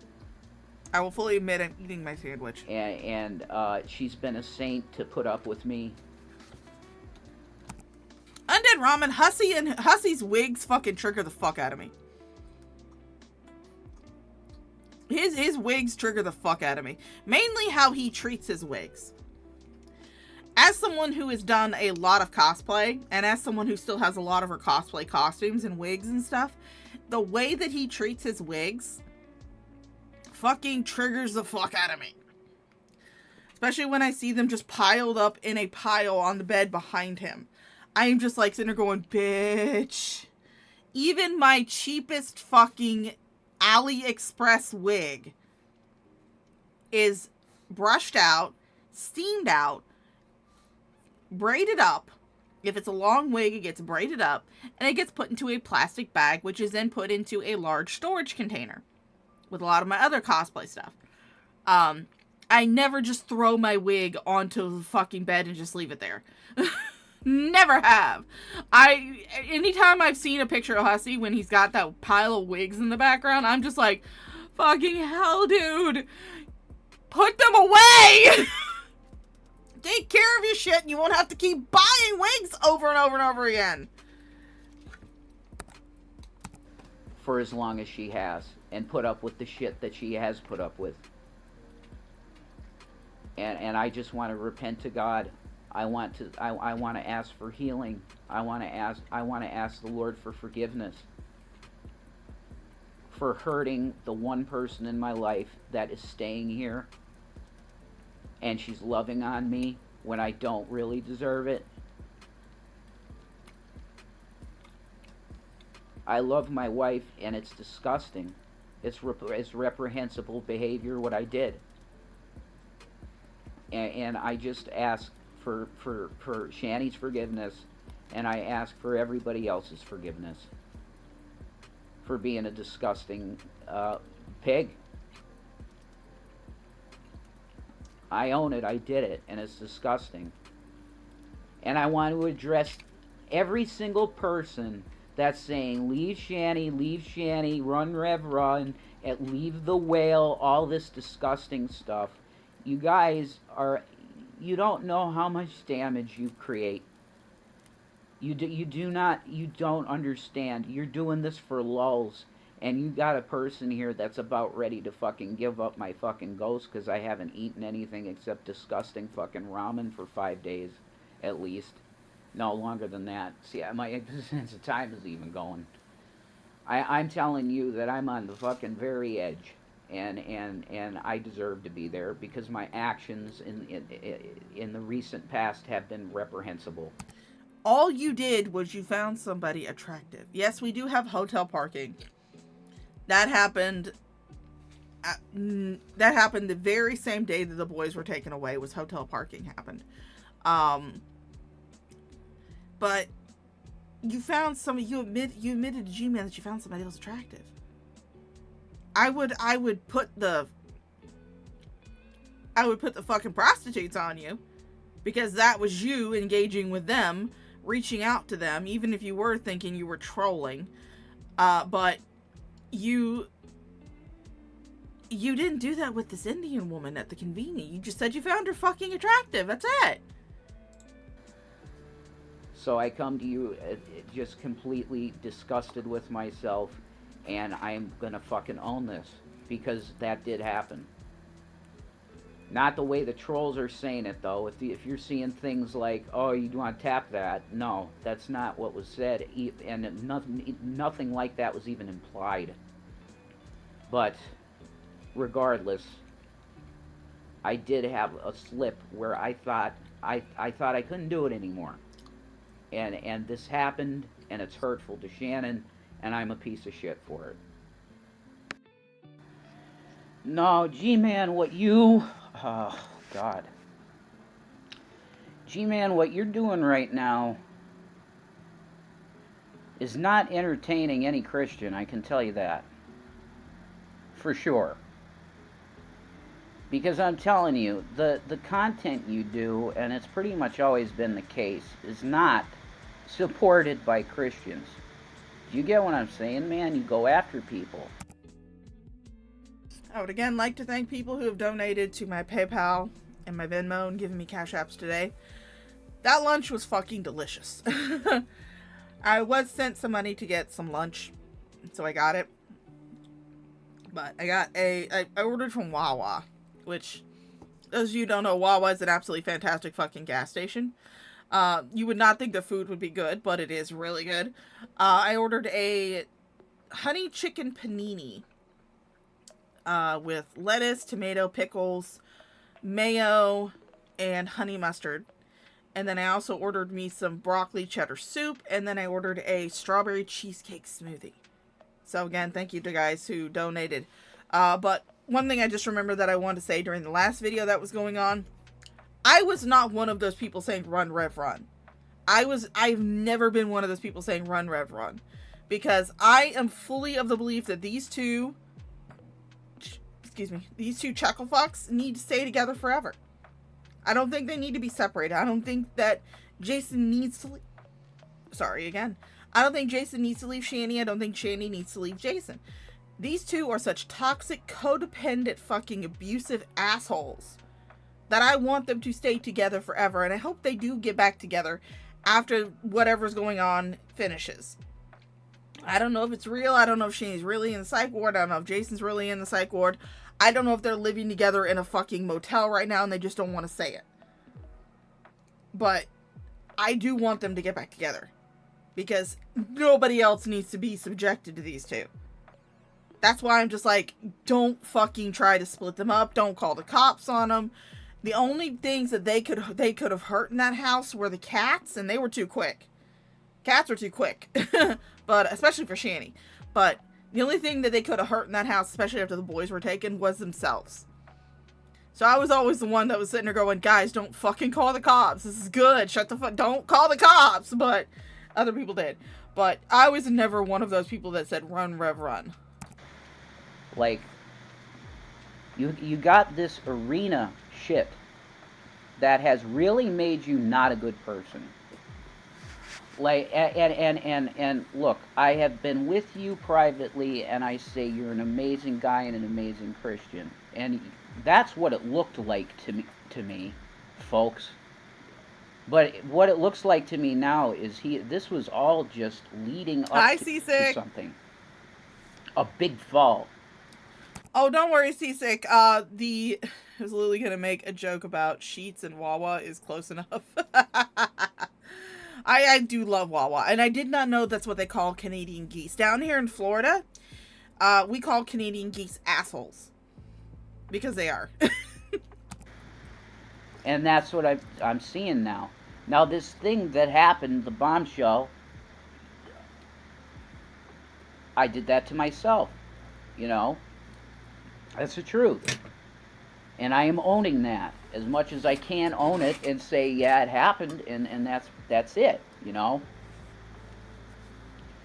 But I want you to know, G-Man, I want you to know, G-Man, that your actions have caused Shani to feel like she has heart murmurs. He's looking at Shani, making sure that she's not glaring at him right now. He wants to make sure that he says the right fucking thing. And that's why a lot of people refer to these videos that Jason made during the Roach Motel Saga as the prison videos. Because he looks like, or the hostage videos. Because he looks like a fucking hostage making a statement to the press. He's always glancing off to the side to see if Shani agrees with what he's saying, making sure she's not glaring at him or anything like that. But that's why people call it the hostage videos. Hi, Rickzilla. Yeah, the Crinkle Heart's going off. Crinkle Heart's going off. I'm hoping that we can you know, get our stuff and just chill this down and take it down some levels. But this action that you did caused her a heart murmur, probably. Skipping heartbeats, man. That's not a heart murmur. That's called a heart palpitation. I have those. I have those on occasion. They're something that actually happens to a lot of people. It's your heart skipping a beat. It's a heart palpitation. Now, if you have those consistently for a long period of time, yes, you definitely need to go get your heart checked. But for the majority of people who only have experienced them once in a while, they're perfectly normal. People have heart palpitations for any reason. Stress, being overweight like me, just stretching the wrong way, laying in bed. Your heart skips a beat for a very myriad of reasons. Not all of them are lethal. Not all of them are symptoms of a overall issue with your heart. Because I've told my doctor about my heart palpitations. They've run EKGs and everything else, never found an issue. So she told me, she said, the heart palpitations just sometimes happen. And you don't have, there could be nothing wrong with your heart, and you just have a heart palpitation. It's not a heart murmur, it's a palpitation. You know she's fragile. And you know this would upset her. Why did you do it? Because you are no different than the reaction channels, man. You want to get your clicks, and you like to say about Shani that she was wanting to get ass pats from the atheists, but guess what? You're the most popular guy in the atheist camp right now, I can guarantee it. And these psychos, they make it look like they're like, oh, leave Rev, it's bad, Rev, you're in an abusive relationship, Rev, blah, blah, blah, blah, blah. I am not. I'm my own person, and I can choose to stay in a relationship that is loving, and it's love. She's a woman that's filled with love. When it's normal, when it's none of this BS, this cacophonous bullshit that goes on the internet. It affects her, and you damn well know it, and you did this for this purpose. Well, I'm telling you that you're messing with her heart. Do you get that? Just shoving something like that, not just willy-nilly, it caused her to have skips in her heart, dude. Again, I will say that G-Man's going against Shani and Jason was all because of that first video that we watched. Or first series of videos, because again, they had such shitty fucking internet that their connection would cut off immediately. But during those first couple videos that we watched, Shani basically said that G-Man gave her a death sentence. It's basically what she said. And that was what caused him to fully turn on her. It wasn't anything else. It was just because she came online, bitching and screaming, saying how, I'm gonna die from a blood clot, which we're still waiting for. 3 years later, we're still waiting for it. I'm gonna die of a blood clot. G-Man gave me a death sentence. But it was all Shani's fault. Really think about what you're doing. Neither have I, Seasick. Hey guys, how you doing? So I'm gonna apologize ahead of time. This is, you're not getting the normal guy that you see on the internet usually with me right now. I'm going through there's so much going on in my mind, and my medications are gone, and we are out of gas. So I'm really, if there is somebody out there that's kind, and you feel that you can, it would be a huge help if somebody could provide like $20 for some gas in the car, so that I can because where we're at, none of the places that are food places take the EBT card. So that is a lie. They were within walking distance of a Dollar General. When I first originally covered these a few years ago, I actually looked up the address of the Roach Motel. I don't remember the address, so I'm not going to do it this time. But I looked up the address of the Roach Motel and found the closest Dollar General, and it was within walking distance of their motel, where they were staying at. I mean, yeah, it would have taken them about an hour, for both trips, to and from. But they were within walking distance of a Dollar General, and Dollar General does accept EBT. Maybe not for the stuff that they were wanting, because obviously what they want is not actual food. They want shit that is DoorDash to them. They want DoorDash. They don't want to actually have to cook anything. In fact, that was actually one of Rev's complaints in one of the videos. I don't think it was from the Roach Motel, but it was in one of the videos around the time when they were destitute and they were wanting food so bad that he was complaining that they did not have a vessel to cook the ramen in. So he's been eating raw men, basically. He said it was raw ramen, but I was like, oh, you're eating raw men? Okay. But, I can say that is absolutely fucking false. Because Dollar General sells ramen noodles, yakisoba, just all sorts of instant Asian style noodles, and they come in containers. You can get ramen in a bowl. We used to get these all the time when I would go to conventions down in Tampa. Me and my bestie, my partner, my wifey, as I like to refer to her as, we would, instead of buying the expensive food at the convention, instead we would bring our own shit from the Dollar General in our suitcases. We usually would have, one suitcase or bag for our clothes, another for the cosplay stuff, and then I would have a bag that would be full of food. And what we would do is, since they didn't have a microwave in a lot of these hotel rooms that we would stay in, we actually stayed in pretty nice hotels, but they did not have a microwave in these hotel rooms. So what we would do is we would heat up the water in the coffee maker, and then we would pour that water over the ramen in the bowl and just leave it to sit for a little while so the noodles would get al dente.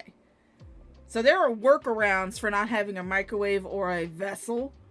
There's a lot of workarounds for that. It's really bad situation that we're in right now, and we have absolutely no one anymore that's helping us. As you guys know, there's no one helping us, and that includes my uncle. There's no one, zero, no one helping us. The last few jobs I tried to apply to, it was the same stuff. It was just immediate rejection saying you can appeal this if you want to. I like, if...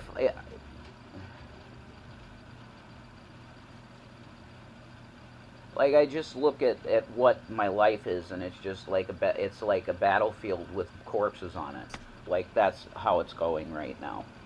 But you guys are the reason that we've been able to survive it all at this point. Patty, I don't know if they had they had a microwave in their Roach Motel. I doubt they did, considering the conditions of the motel. But even in the rather nice hotels that I would stay in when I would go to these conventions, they did not have a microwave in those rooms.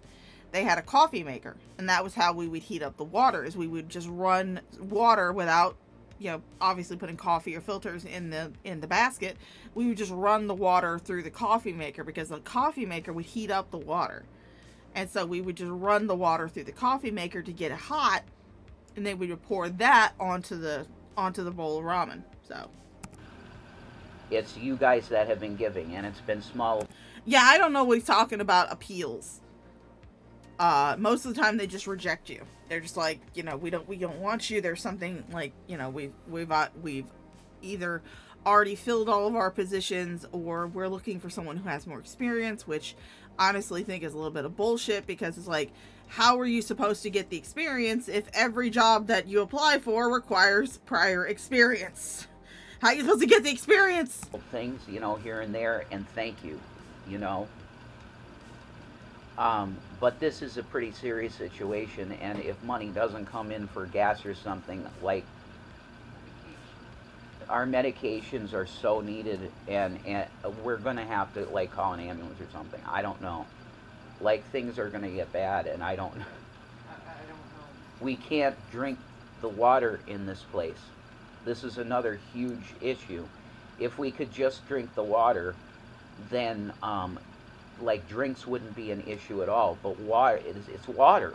I mean, you can't go to the tap, put a glass underneath the tap, and drink. You can't do it here, because there's E. coli in the water. Yeah, seasick. Ramen can be made with a lot of temperatures of water, but there was actually issues with the plumbing in this place, because the place they're staying at in these videos, the Roach Motel or the Cracked Inn, it was not supposed to be inhabited by people. It was actually condemned. There were not supposed to be people in there, but the person who owned it was still renting out these rooms to people, or was still allowing people to stay there, but there was not supposed to be anybody in there. We just got ourselves in a really bad spot, folks. So anybody that can help, any money that it could be, because there's other issues for money too. So yeah, that is true under ramen. Shower before you go in for the interview, Jason, and try not to drool around all the minor employees. If you guys can help us, it would be a really great blessing to us. And all I can say is thank you. And I praise God for everything we have. But man, we're at a very tough spot, folks. God bless you all. Alright, I'm going to be skipping this next video, which is like a 30-minute long video, because it's just Shani being her usual self. I want to move on to the next videos, because I have shit to say. Hey guys, this is Rev again. So, whoa. Like, just when I thought the world, like, and the way the world thinks and stuff couldn't get any more evil, and going towards Satan and the devil and hell, that when we try to go and see William's video again on Shani's Twitch, it's gone. For those of you who are unaware or uninitiated to the Shani lore, at one point in time, and I do have a copy of this video, it is privated on my channel. I will not show it because at the time, William was a minor. This was back in 2022. So William was still very much a minor. He was like 16 years old at the time. 17 years old at the time that he made this. I want to say 16. I want to say 16. But he was 16 at the time that he made this video. Shani and Jason basically forced him to come online and record a video or record a voice note or a Skype call or something where he was defending them from G-Man's accusations of abuse. First of all, my issue with it is that at the time, he, and even now, he was not under Shani's parental guardianship. At the time that they recorded this video, him and Zachary were very much with CPS, were very much in their foster home. And I do believe that this is what kind of stopped any type of phone calls between Shani and Jason because, or Shani and her sons, because they made him record a video, record a Skype call with them where he was defending them from G-Man, where he was making a statement about G-Man. It's like, first of all, they're not under your custodianship. They're not under your guardianship. They are wards of the state and in foster care. And I highly doubt that Shani had any type of permission from the foster mother before she did this. And another point is that why would you be telling your 16-year-old son who is in foster care, already dealing with a bunch of shit, about your drama with G-Man? And again, I do have the video. I am not going to show it. I do have a copy of it, though. I am not going to show it, though. Because, again, William was 16 at the time that he did this, and I'm not going to play his recording from being 16 years old. I will fully admit that when it first came out, I did cover it. I did react to it. But I pulled that stream down. Because I had second thoughts and I was like, should I really be reacting to the obviously coerced and manipulated words of a 16-year-old child abuse victim? I had second thoughts. Again, I will fully admit that I did cover it on a stream. But that stream is gone. The video is private on my channel. Nobody's going to be able to see it unless, you know, I make it unlisted and give people the link, which I'm not planning to do. But I did not feel comfortable having that on my channel after some thought. And so I pulled it down. And I was like, you know what? Not doing this. It's been removed. Wow. That's literally, okay, you have a victim. Say I'm a victim, right? That's doing this. And everybody knows what that's a symbol of. Okay? Putting the hand over the mouth, man. That is what you mass flaggers did to a young man. It wasn't a mass flagging. People did report the video on Shani's Twitch because they uploaded it not only to Shani's Twitch, but they also uploaded it to Jason's YouTube video.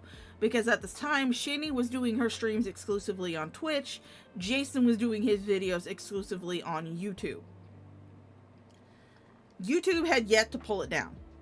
Twitch had already pulled it down because people were complaining about it. People had already sent in reports about it.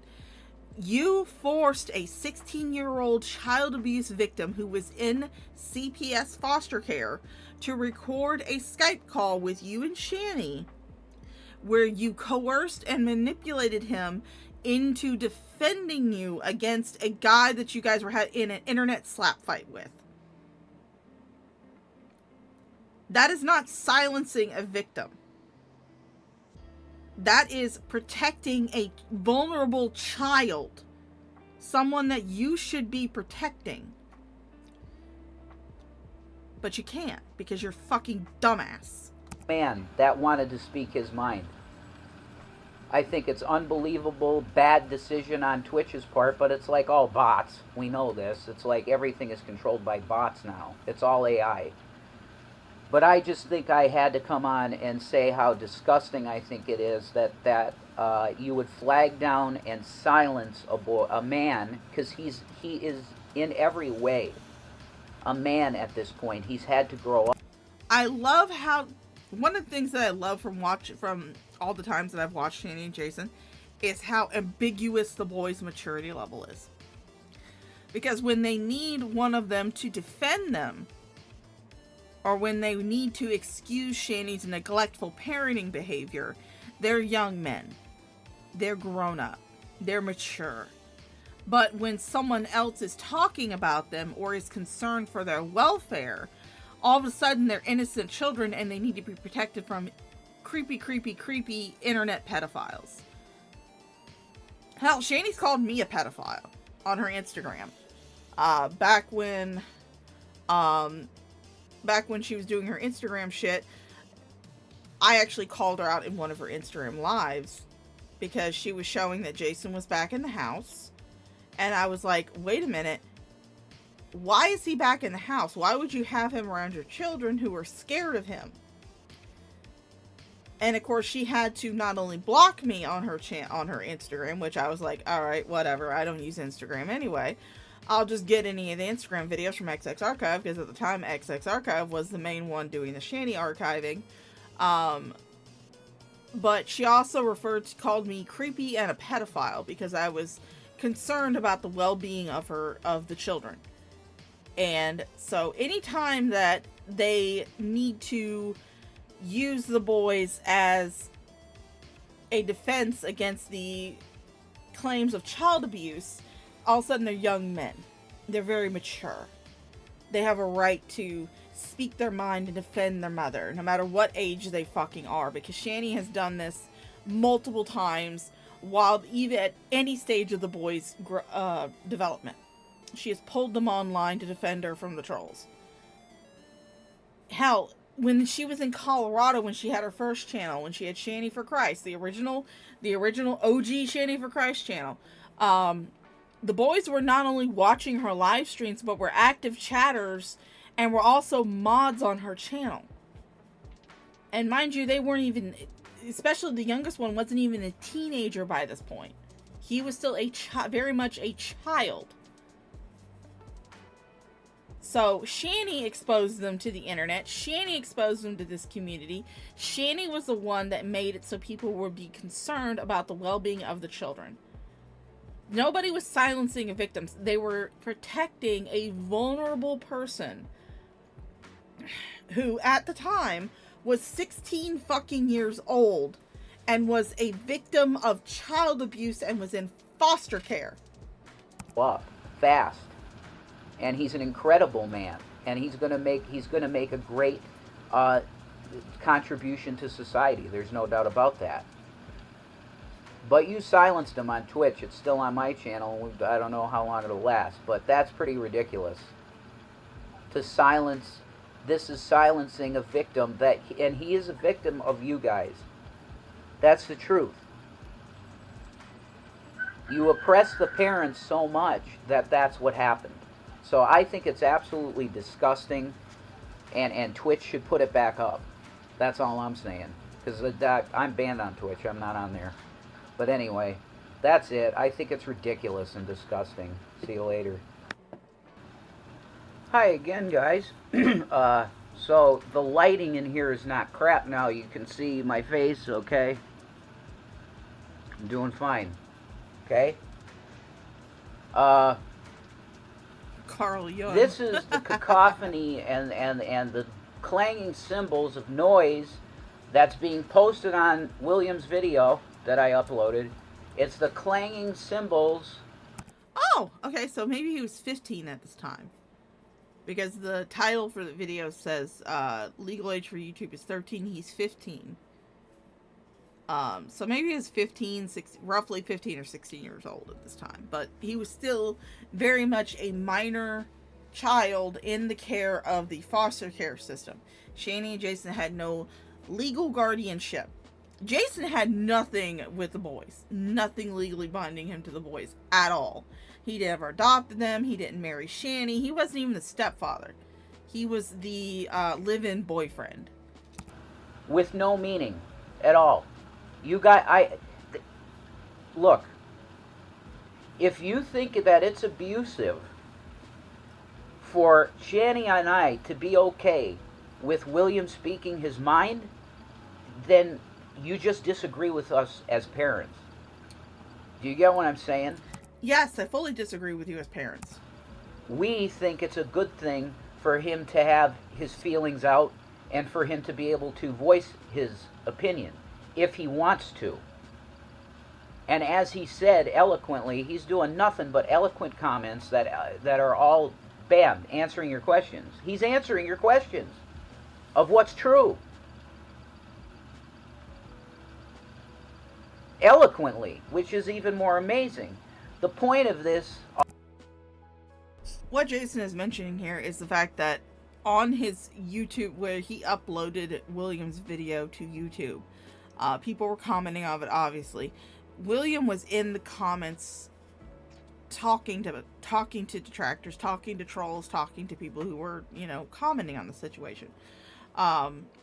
Again, why in the hell would you have the 15-year-old child know anything about this? Why should he know anything about this? You would think that Shani would be trying to protect her kids from the further drama after losing them to CPS. You would think so. And again, I fully do believe that the video where they recorded the Skype call between Shani, Jason, and William is probably a reason why Shani never mentioned actually talking to her kids on the phone. I do fully believe that she lost privileges to talk to her kids on the phone after she recorded her child, who was in the foster care system. She did not have permission from the foster mother. She lost ability to talk to them on the phone. I see you absolute... I don't know what's wrong with you. You're trying to say that this is criminal, that the boy is talking? You're trying to say that kids that are in foster care can't be on the internet? They're on the internet all day in foster care. You're liars. Kids in foster care can get on the internet.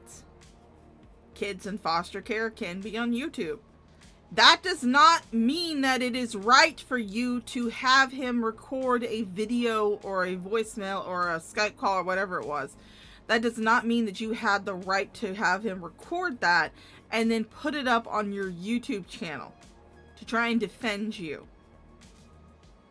It's so disgusting. And look, I took a hit from this. I did, because public opinion is everything. But the boy needs to speak. The boy needs a voice. You flagged it on Twitch off. It's gone. It's not on Twitch. So I have to come and I have to... Look, I'm not going to have my son be silenced by a... He's not your son. Never was your son. Never will be your son. You had absolutely zero legal bindings to those children. Again, you weren't even the stepfather. You were just the mother's boyfriend. That's all you were. Bunch of idiots, which you are. And liars. Liars and idiots that believe everything that's told to you. If it's Except from William. Yeah, except from the actual party involved that matters, which is Will. Again, you're talking about a 15-year-old child who was currently in foster care. And this was before CPS took any and all parental rights away from Shani, at least for the youngest one. The oldest one, that never happened. He was never adopted. He just stayed in the foster family because he was getting ready to age out at the time that the foster family decided they wanted to fully adopt the youngest child. William was getting ready to age out. He was about to he was like 17 years old, about to turn 18 years old. And the state stripped Shani of any parental rights she had, at least to the youngest one. But William there was still an opportunity, even if it was a very, very, very slim one, for a reunification to happen. We all knew it wasn't going to happen because we knew Shani wasn't going to put in the work. But there was still that chance. So, of course, William, who is the oldest, who was about to turn 18, who was 17 years old when Shani's parental rights was taken away, he knew that there could be a chance that he would be reunified with his mother before he aged out of the system, even if it was very, very, very, very slim. there was still that small chance. So of course, a child who is a victim of child abuse is going to behave in a way that is going to make his parents happy, or his parent, I should say, happy with him, so he can avoid being further abused. It's common in abuse situations for the victim to not only defend their abuser, but to do everything they can to make their abuser happy with them so they can avoid further abuse. It's not that unusual.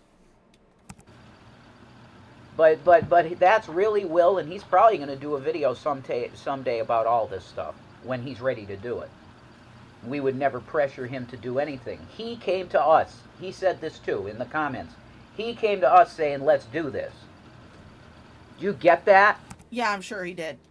How is that abusive to Will? He's a man and wants to speak. He was a 15-year-old child in the foster care system. Sorry, I just finished my strawberry cheesecake smoothie, which was delicious, by the way. Again, thanks to the person who donated to my PayPal and helped me get that. That was very yummy. Very good. Very, very good lunch.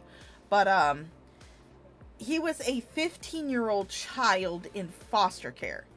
I'm not a parent. I don't have kids of my own. I have a little dog. That's all I have. But I would like to imagine that if I was in a similar situation where people online were talking shit about my parenting, talking shit about my kids, I would not sit there and have my 15-year-old son record a statement defending me, because he wouldn't know about it. I wouldn't be telling him about the drama that is going on YouTube, because at the end of the day, it is YouTube drama. It is not something that he needs to be worried about. What William should have been focusing on was school and getting himself better mental health help. That's what he should have been focusing on. Getting his life straight after the absolute disaster that you two chuckle fucks made of it. He should not have been coming online trying to defend you. That's just the truth of it. Because he actually does love us and we love him. Like, that's what a family thing is. Of course, you people are so evil, it's like, that's evil to you. You're sick. And it's really, you're doing this to a boy. You're not just, every comment to him should be just perfect and beautiful. And I think most of you have been kind, the ones that have talked to Will. Most of them, I think. Might be some decency left in you. But the point is, he has every right to have a voice. And if he just made a channel and made a video, nobody'd hear him. So the way to be heard is go on Mom's Twitch and go on Dad's YouTube. And there's... You're not their dad. The closest thing those boys had to a stable male figure, and the closest thing those boys had to an actual father, would be Chris. Not even their birth father. Chris. Chris loved those boys. He still does. He said before that he would gladly talk to Will if Will decided to reach out to him, which I kind of hope he does. He loved those boys. No matter what Shani says, or no matter what Shani tries to tear down Chris, Chris absolutely loved those boys. That was the only reason he married Shani in the first place, was because CPS took the kids and they got married, so the courts would see that the boys would have a stable family unit to go home to. So that was what led to their reunification with Shani. Does he regret it now? Absolutely. Hindsight is 20/20. At the time that all this went down, he was in his early 20s. He was like 21, 22 when him and Shani got married. So yeah, hindsight is 20/20. I don't blame Chris for helping Shani get her boys back, because at the time he thought she was going to get better, but she didn't. And he fully regrets helping her get the children back. He says he shouldn't have married her, shouldn't helped her get her kids back, knowing what those boys would go through now, because you can't see that whenever you're at the time. So I don't blame Chris for that. Hey, Life, how you doing, honey? Yes, Shani's mom even claimed that he was a better parent than even Shani herself to those boys. So Jason, you had nothing to do with those children. But again, we're going to do a little bit of skipping because I only have like an hour and a half, and then I have to get off and go do something with World of Warcraft. So we're going to skip around a little bit. We may come back to these at a later date, but I do kind of want to cover this one. I do kind of want to cover these. These are from the October 17th, 2022, and it's Shani having an absolute fucking rage fest, which is what we're all here for. It's what we're all here for. So let's go down to these. Wow! Look at this! Does it seem like this is proof that I'm saying is true, you stupid fucking bitch? Wow! Look at that! Look at that! Just look at that! Shit. I know my troop boss is watching, Max. Shani is right here. Wow! But yet, you'd rather believe a liar on the internet than the fucking source. Than the fucking source. Always believe in these fucking lies other people do. And say, never go into the source being like, oh wow, she left where she was? I didn't know that! And I'm still here, stupid! Oh wow, she's lying that she's hungry? I'm fucking hungry, stupid! Oh wow, Shani does nothing but Delta 8. When's the last time you see me do any fucking Delta 8? Well, I mean, we don't see you doing it, but we know that it's happening. Because that was your medicine back then. Seasick lighting in this era was so dramatic. It was very dramatic. Because again, they were staying in a Roach Motel. They had gotten, G-Man had set them up in a Roach Motel after the children were taken, because he wanted to fix up the house, which he did an absolute horrible job on it. But first of all, he painted the outside of it what I like to lovingly refer to as Smurf Bukkake blue, because it looks like a bunch of Smurfs just jizzed all over the outside of that house. And then he did a terrible job trying to restore the inside of the house. But he did manage to sell it at least. But he had set these two chuckle fucks up at a cheap-ass Roach Motel. Like, cracked-in levels of motel.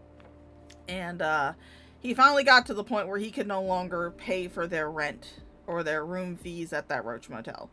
So that was what led to Shani exploding at him, saying that he was giving her a death sentence, and that was what led to the Tard Wars. Tard Wars of 2022. What this stream is that she's reacting to a Shani reaction channel who had just started up at that time, named Carrie, who is known now as the Bored Housewife. But that's who she's reacting to right here. Hey, cats! Oh wow, Shani abuses her kids! Cause we see your content! When did I ever say I did that?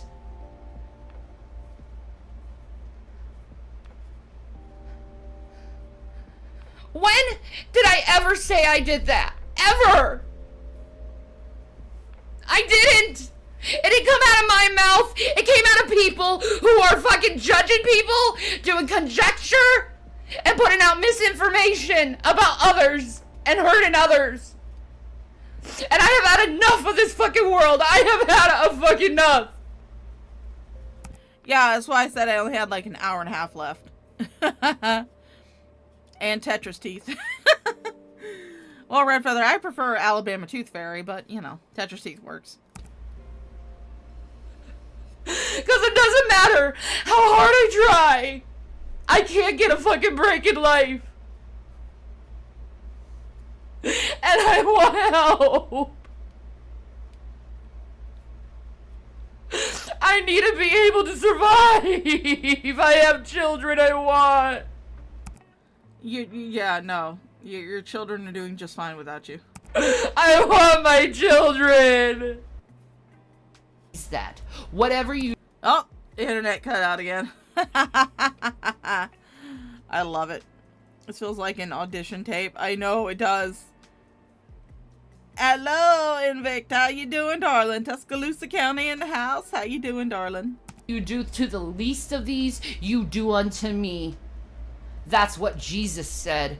Oh, wait. I gotta start from the beginning. I was watching this earlier, but... Is it okay to dehumanize people on a constant daily basis? Yes. Is it okay? Is it okay to dehumanize people? Well, again, I would not say that you are a person. I would say that you are a sentient mattress stuffed with mayonnaise. So, yeah, it's okay to dehumanize you in particular. Is it okay to dehumanize people? Someone tell me if it's okay to dehumanize people. Is it okay to dehumanize? You can tell how long ago this was, and again, this was back in 2022 that these videos were put up. If you guys want to go to the channel where these videos are posted up, a link to them is going to be in the description below, so you can go and check those out yourself. But you can tell how long ago this was by how many teeth Shani has in her head. Dehumanize people. Is it okay to dehumanize people? Karma? Karma for what? I didn't do anything. I'm just a sick woman.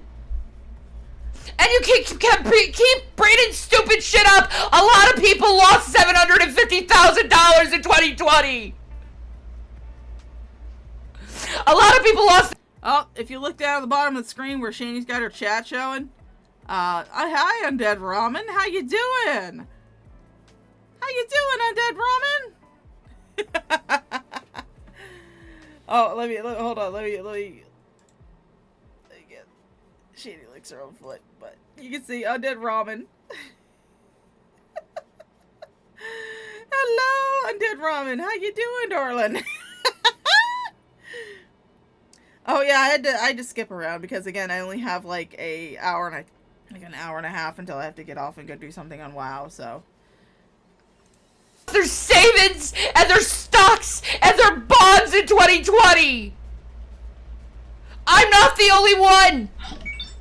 You didn't lose that money in 2020, Shani. You pulled that money out of the Apple stocks.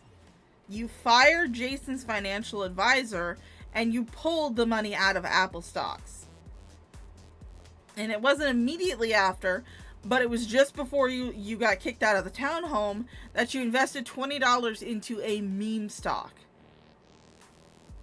They pulled all of the money. She pulled all of the money, all of Jason's money out of the Apple stock that was giving him very good returns in order to blow it all in 3 years. And then in a last act of desperation, she decided to invest a $20 donation someone had given her into Dogecoin. A lot of people like to say that she invested what she pulled from the Apple stock into Dogecoin, but that was several years. That was a few years apart. First, she pulled the money out of the Apple stock, spent it all, and then spent a $20 donation that someone had given her on Dogecoin of all of them.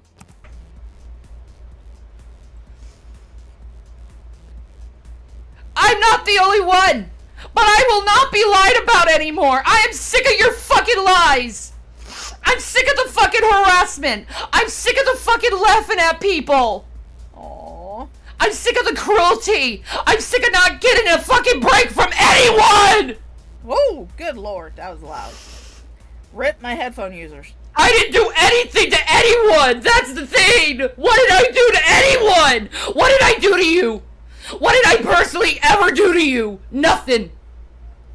Nothing. And I didn't even do anything wrong with Carrie.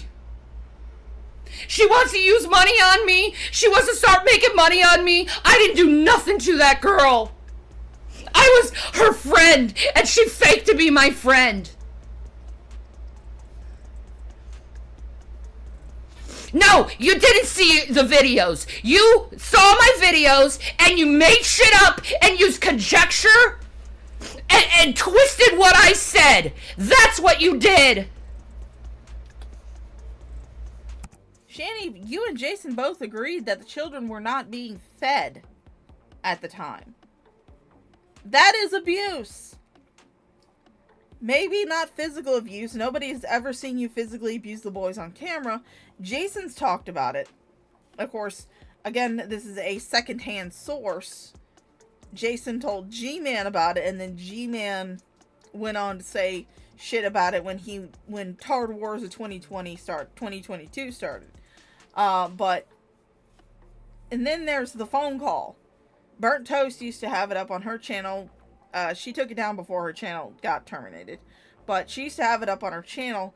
There was a 911 phone call from one of Shani's neighbors to 911 complaining about the noise they were hearing from the apartment because it was very concerning. They were saying that there was screaming, there was crying, there was someone begging.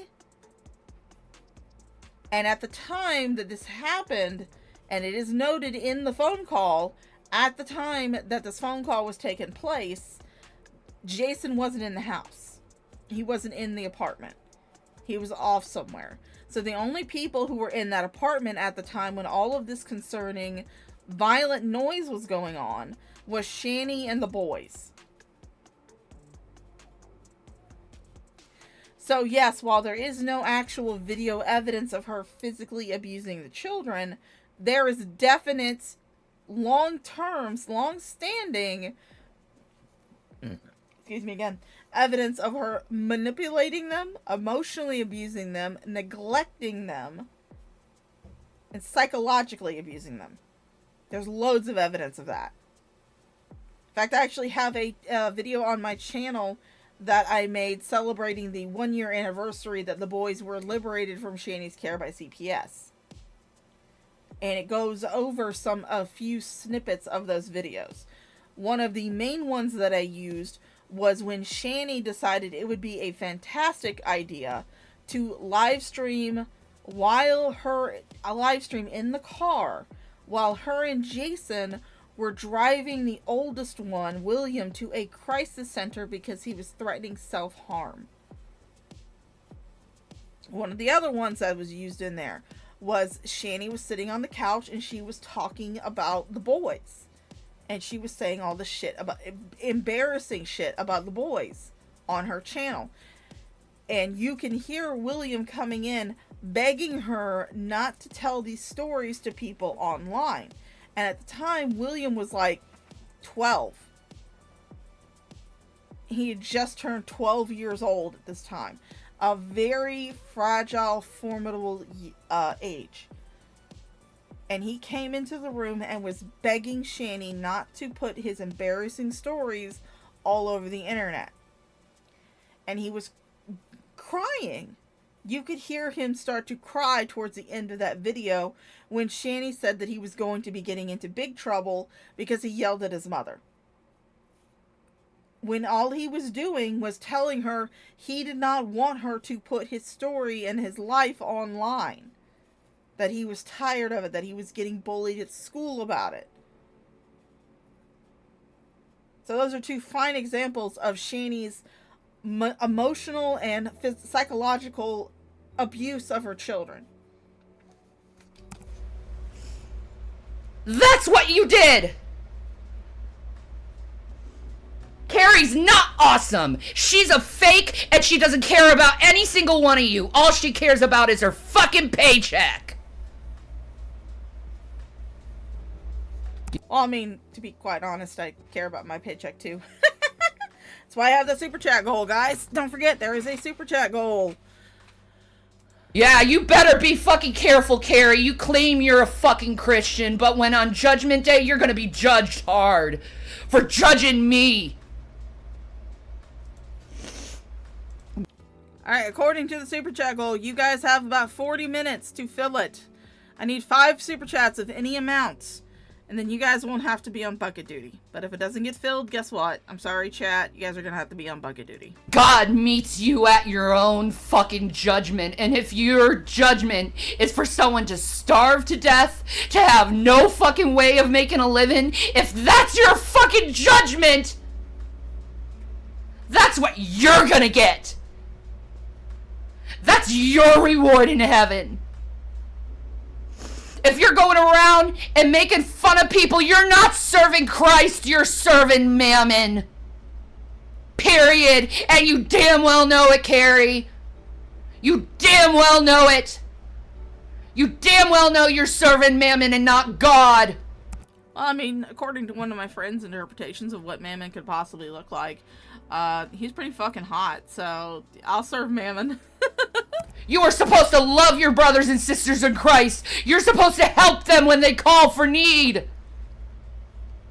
Yes, that is true, Undead Ramen. Shani, on her YouTube channel, on her original Shani for Christ YouTube channel, used to put out ads for her OnlyFans. She would put out videos advertising her OnlyFans and link it down in the description. So William's school found it. His classmates found it. And they were bullying him about it. And I fully believe that that was what led him to wanting to self-harm. Was that he was being bullied in school because his classmates found his mother's OnlyFans. And found her YouTube channel where she would advertise her OnlyFans. Not only that, but again, Shani's kids were active in her chats on her on her original channel. You could see them. People who are OG reactors, who are OG people who are in this community, can tell you that they have talked to Zachary and William through Shani's live stream chat. And not only were they active chatters watching these live streams that their mother would do, but they were also mods in her chat. So she exposed them to all of this. She was the cause of the bullying and any type of, harm that those boys got was because of her. Hi, Bella. How you doing?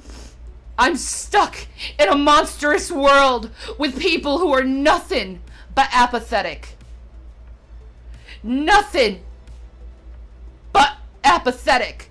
And no, this isn't the internet, because they literally call authorities on me all the time. So it's not just the internet.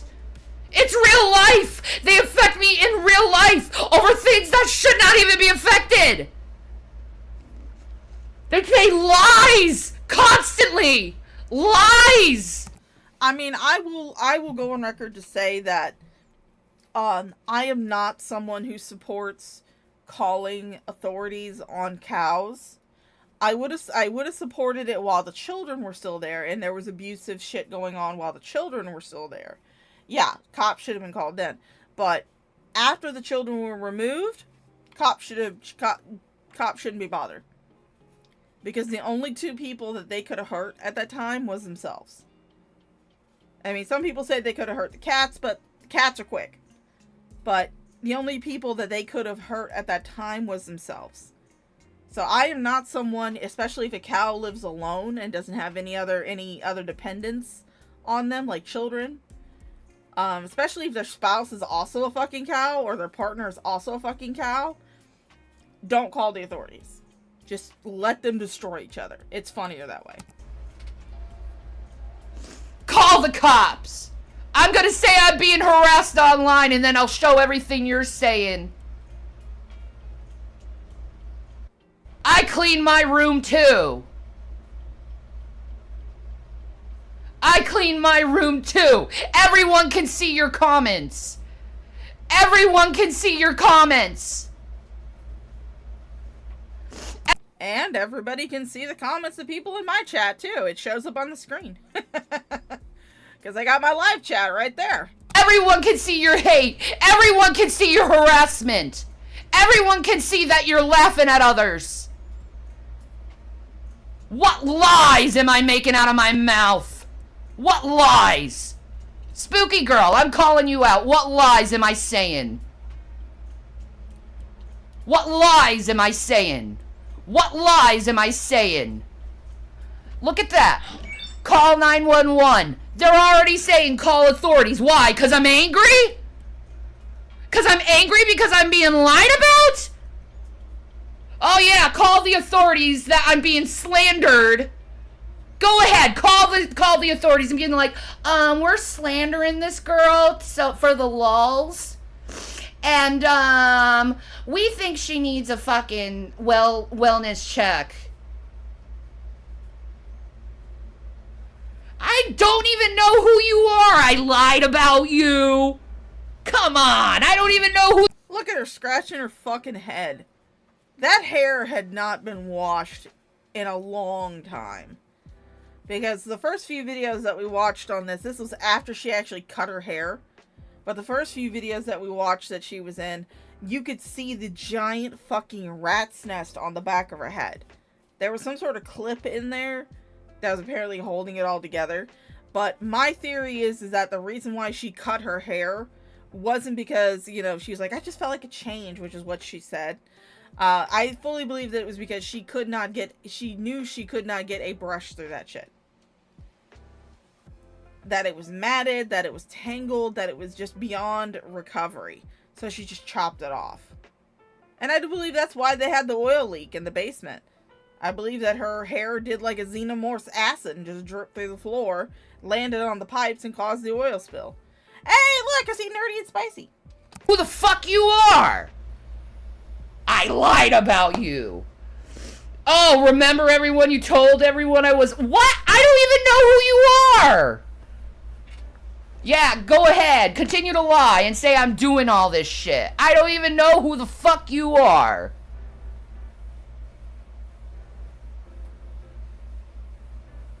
No, I didn't say anything like that. I don't know this person. But go ahead, believe someone who I don't know. That's fine. You believe all fucking lies. God's done nothing but turn you over to fucking delusion anyway.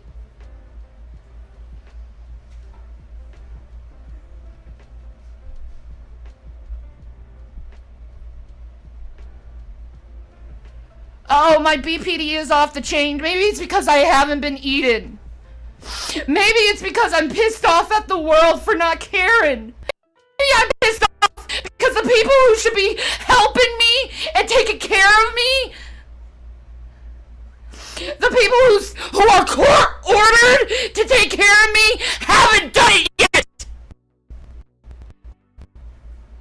Maybe I'm pissed off about that. That the people who are court-ordered to do something for me, to help me and my family, haven't done anything yet.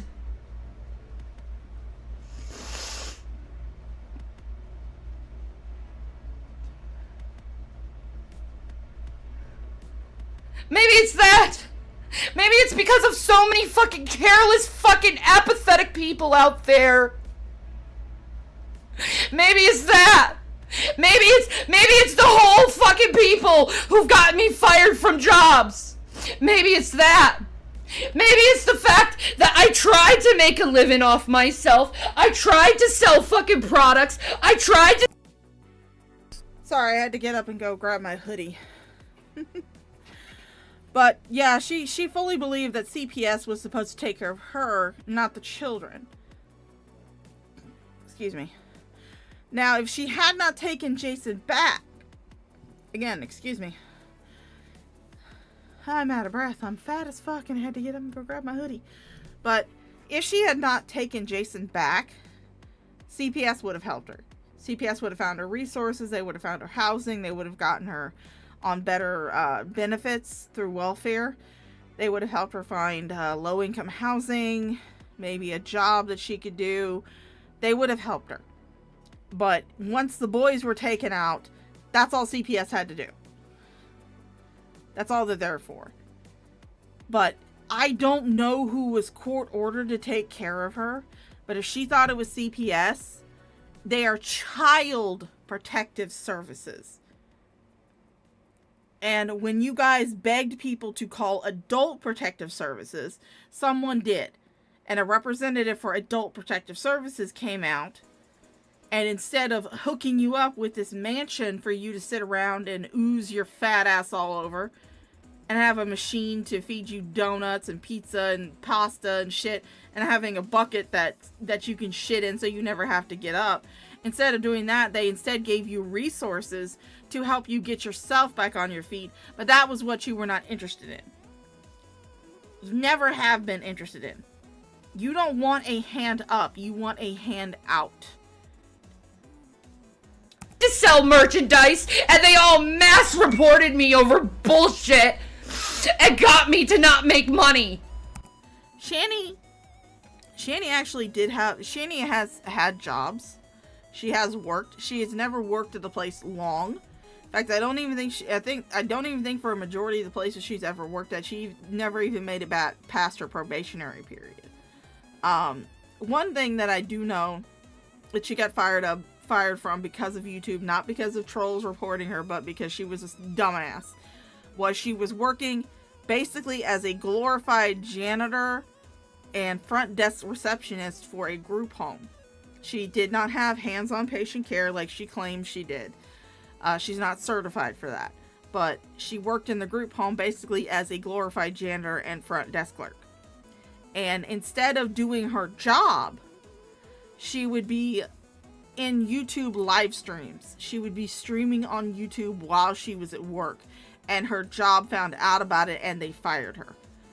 Because things like group homes, medical facilities, homeless shelters, psychiatric facilities, they have very strict privacy rules in place, which is why Amberlynn Reed also got into a little, she didn't get fired, but she did get into a little spot of trouble because she was recording her videos while she was at work, because she managed to get a job as basically as someone who helped in the dining room when it was time for patients to eat.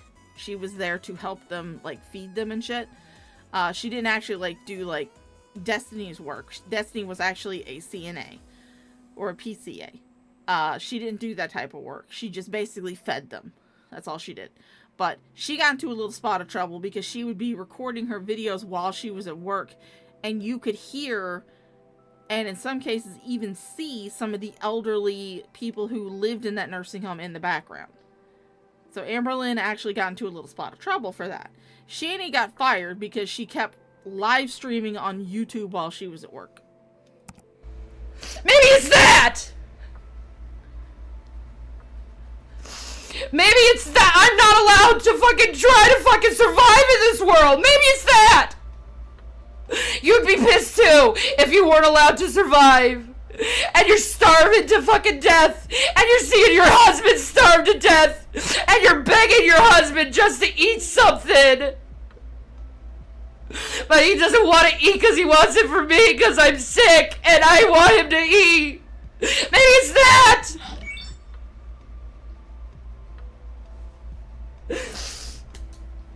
Maybe it's because I'm constantly getting emails from my son asking if I'm okay, and him crying constantly because his mother isn't getting the help she needs. Maybe it's that. Again, at this point in time, it could have been, because again, this was back in 2022. The boys had recently been taken. Maybe, I want to say they were taken in June, and this was 4 months later. So she still could have there still could have been some traces of that Stockholm syndrome and the lingering effects of the long-term emotional and psychological abuse that the boys had been living in. But again, why are you telling your child this shit? If it was my kid, I sure as hell would not be coming online throwing these gigantic toddlers temper tantrums, screaming at people on the internet. I wouldn't be doing that. And I sure as hell would not be telling my kid about it. Because I would want to protect him. I would want to do everything I could to get him back in my care. But of course, this is Shani.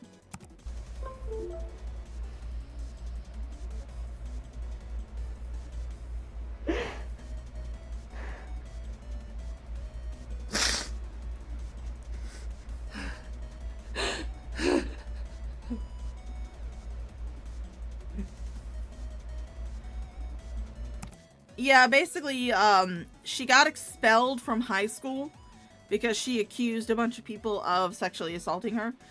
Which, again, I am not going to say if it did happen or if it didn't happen. If it did happen, it's very terrible. Nobody should go through that. Even someone like Shani shouldn't go through something like a sexual assault. That's terrible.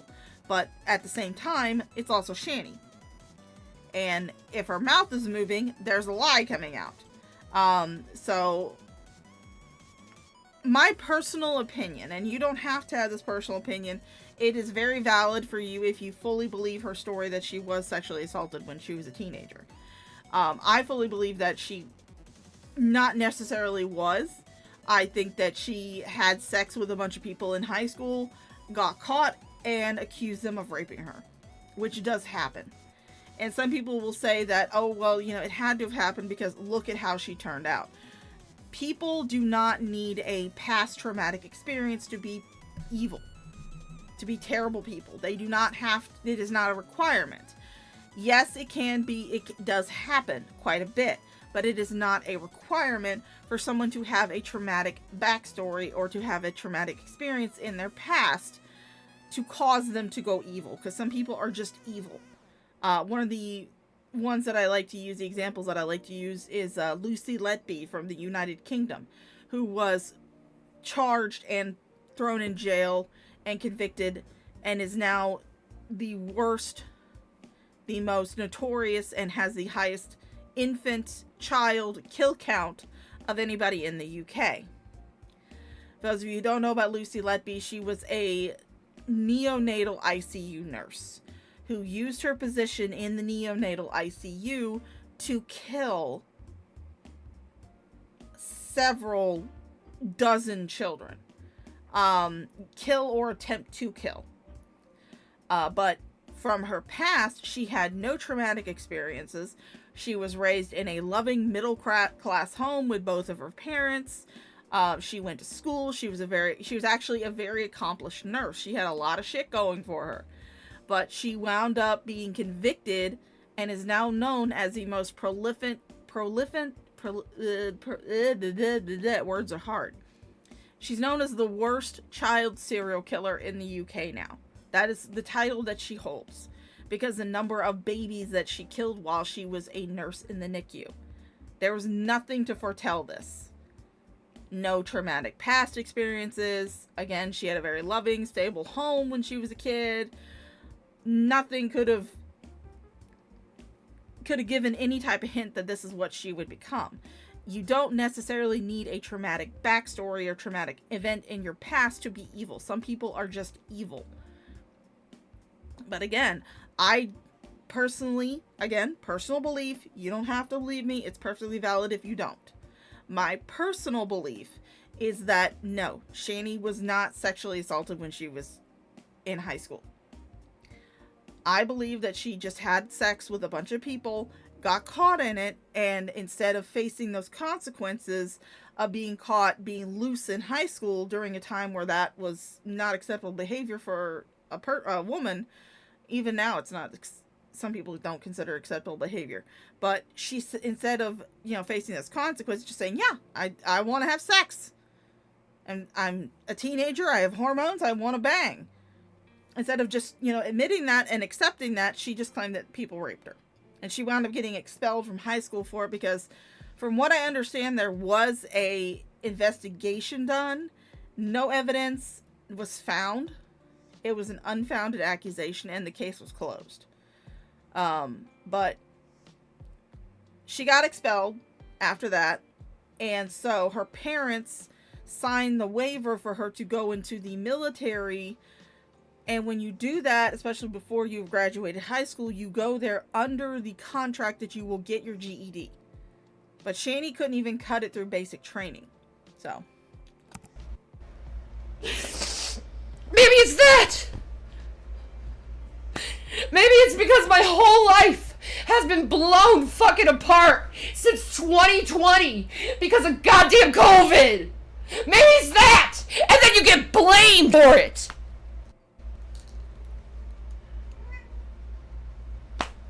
You get blamed for what the fucking government did to people! Maybe it's that! Why would anyone be upset when their whole life is falling apart and you're fucking dying and there's nothing you can do? Maybe it's that! 4 years later, we're still waiting on that death, Shani. I don't know! Maybe it's because I'm always in fucking horrible pain! Maybe it's that! And gonna get to the doctors when I need to. Maybe it's that.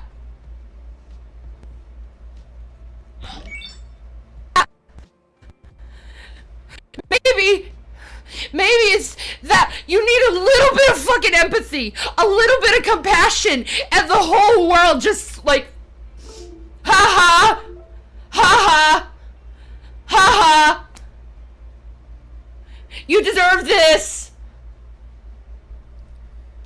Nerdy and Spicy just flicked by because her chat is so fucking short. You can't see the messages for very long.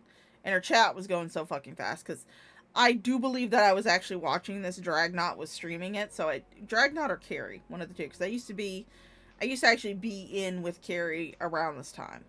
But it was either her or Dragnot were streaming this. And her chat goes by so fast you can't see it because there are a lot of people in that fucking chat. But Nerdy and Spicy, it flicked by for just a second there. She actually did make a very good point. If you are a person who is on a low income or has some sort of disability that has been recognized by the government, you can get free transportation to the doctor. That's the whole point of those free transportation services. You can get free transportation to the doctor. You deserve this. Starve, die, suffer. This was in 2022, Rickzilla. The exact date of this, because I'm getting these from a channel called Drama Clip Dumps. And again, if you guys want to go and look at the channel, give it some love. It does not upload anymore. It's not documenting or, archiving Shani anymore. But it did around the time. It had all of the videos from the Roach Motel Saga. And so that channel is linked down below in the description. But this was from the 17th of October, 2022. So these are from 2022. That's what I get. That's what I get. I don't believe in humanity. I don't believe humanitarianism even exists anymore.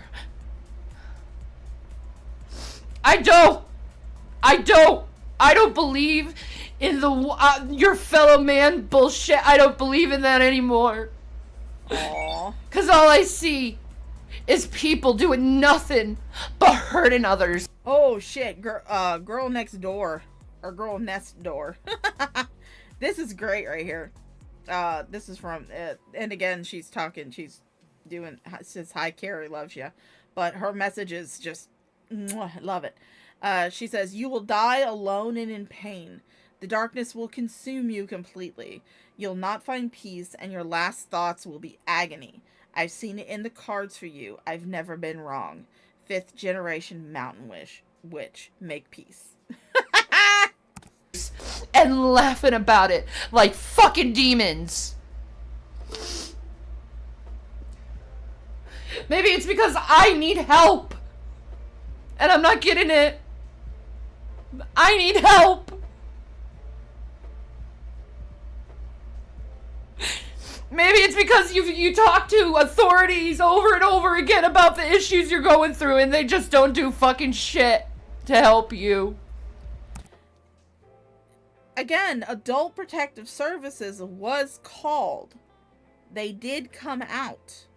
They gave you resources to help you find a job, low-income housing, how to get on things like Medicare, Medicaid, whatever it is, how to get better welfare benefits. They gave you those resources.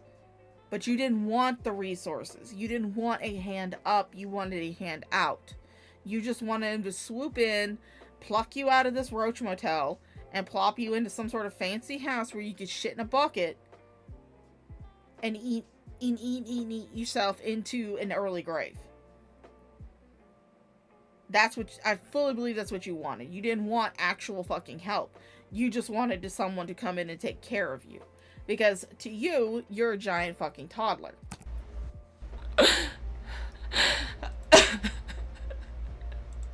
And you're all ableists. You're all fucking ableists. Cause I'm literally fucking disabled. I can't walk. The lie detector test determined that was a lie. And all I get... Because we saw you. Hi, Shani from the future. Hi, Shani from 2026. We will see you run up the stairs of a 2-story house and dance naked on stream for everyone to see. We will also see you run up those same stairs in order to physically attack Jason. It'll all be caught on glorious, glorious YouTube, and it'll be on the internet forever. So, yeah. Hi from 2026. You're lying. Is I'm lazy. Oh, I wish I was fucking lazy. I wish I was lazy. I wish I could just lie down and not give a fuck and just lie around all day and not give a fuck and work to try to do something about my life. I wish I could walk. I wish I could walk, because if I walked, I could be able to get a proper fucking job. See, the thing is that you can walk. You can. You've always been able to walk. Everyone who has come out recently, who has talked about you, who has had experiences with you, have all said that you greatly exaggerate your disabilities. Greatly exaggerate them. So you've always been able to walk, you just refuse to, because walking would mean that you would have to get a job. And that means you would have to work, and that is something that you don't want to do. I'd go back to the medical industry. I'll go back being a fucking house manager and helping people again. I wish I could fucking do that! Again, you were never a house manager. In order to be a house manager in a group home such as that, you would have to be a nurse. You've never even had your home health care license. And I've actually looked it up.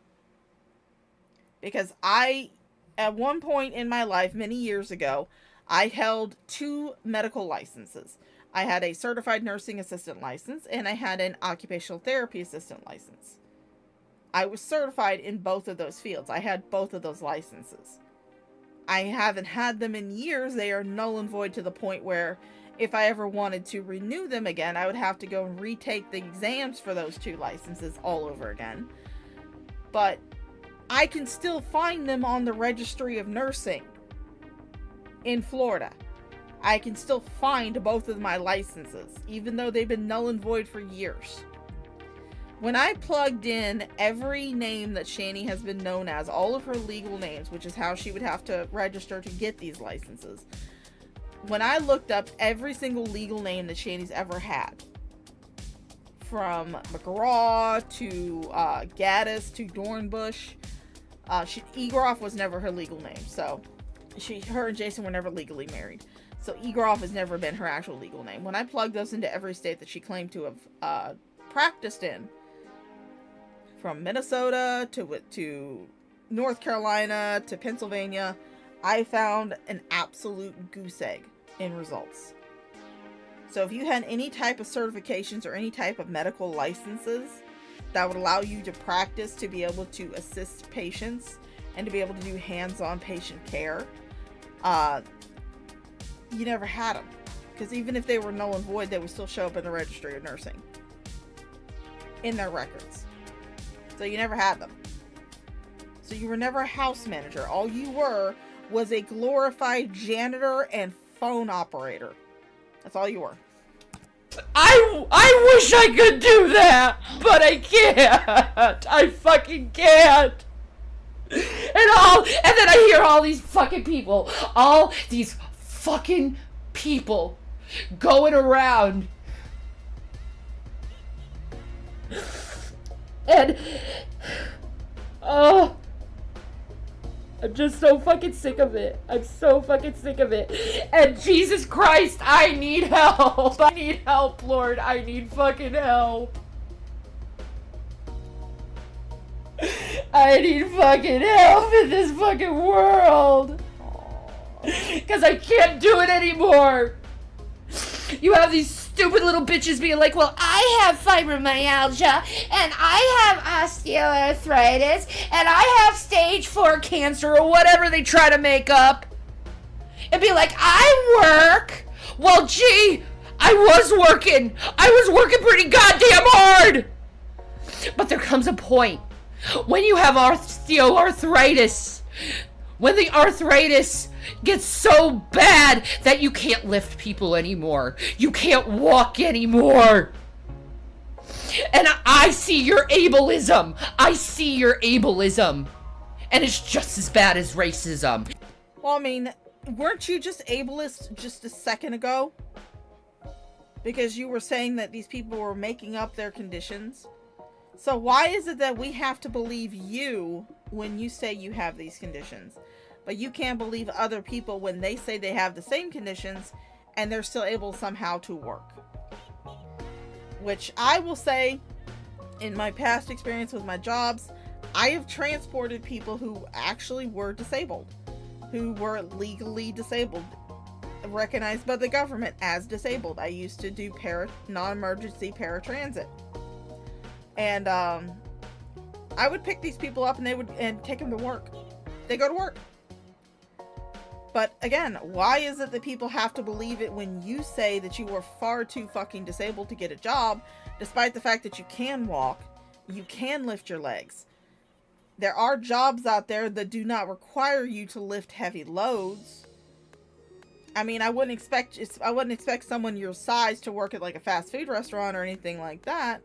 But there are desk jobs that you can get where you don't have to be up on your feet all day. Again, I am 360 pounds, and yet somehow I'm able to do delivery jobs that require, some of those delivery jobs require me to walk up a whole bunch of fucking stairs. But yet I somehow still manage to do it. Why? Because I need fucking money. I gotta be able to pay my bills. It's just as bad, even worse in a lot of ways, because the disabled are always put down. The disabled are always made fun of. The disabled are always fucking pushed away from society and not taken care of. That's what I know.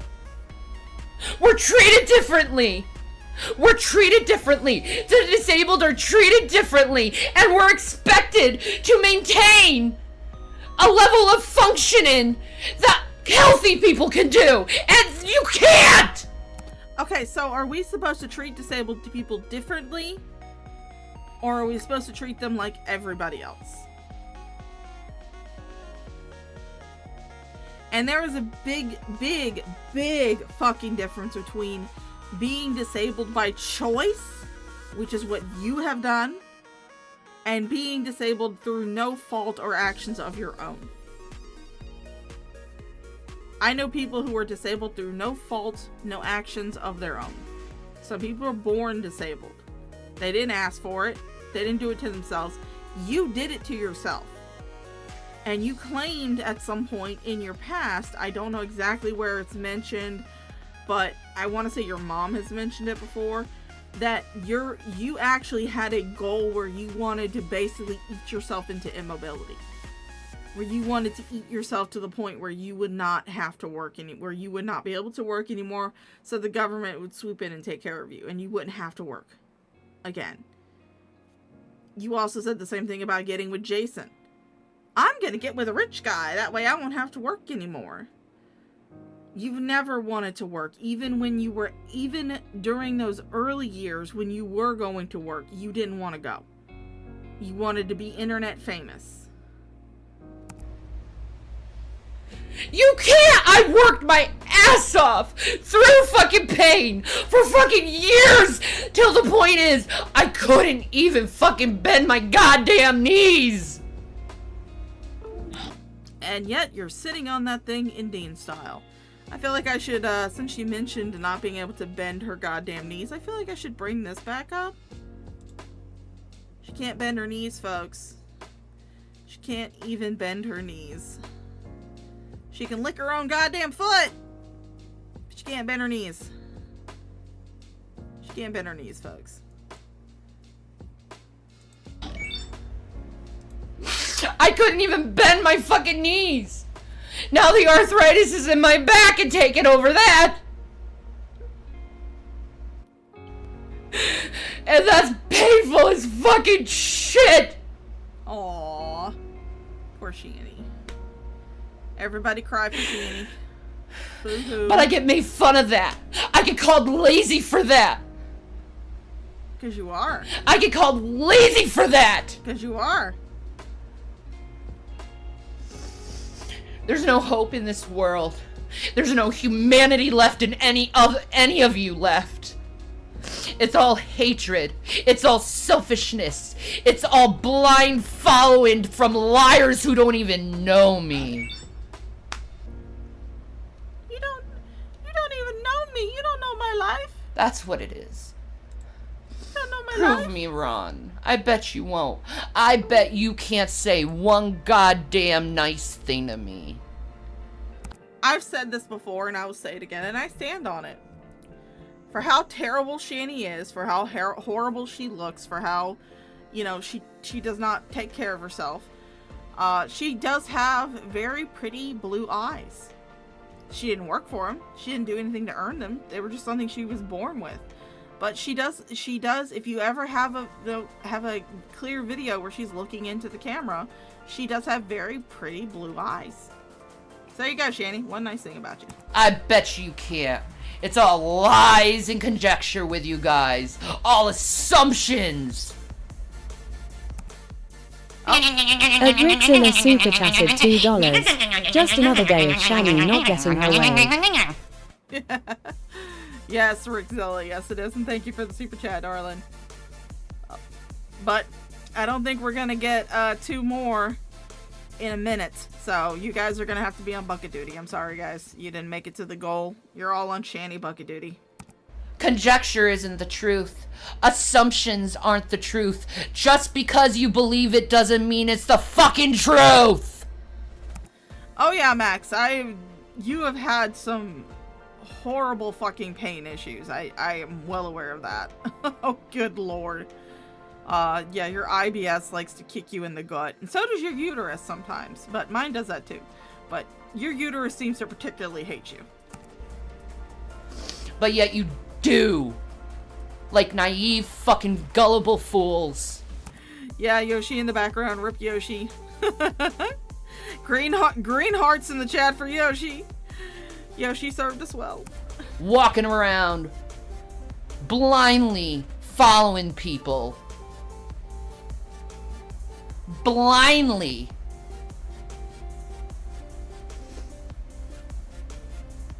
I don't care.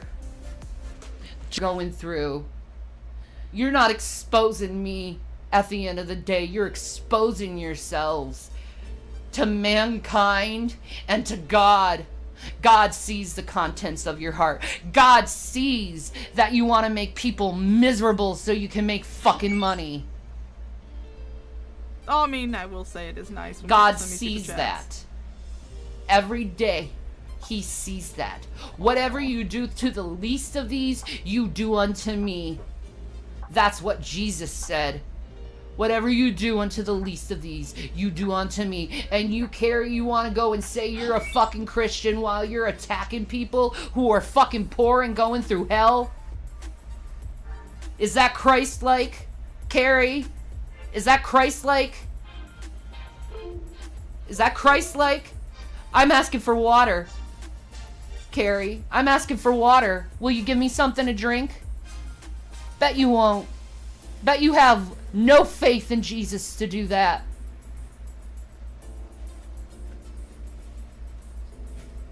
Bet you have no faith in Jesus for that.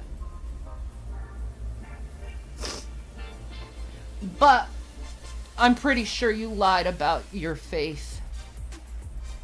Because you don't act like someone who actually cares about others. You act like a selfish little teenager.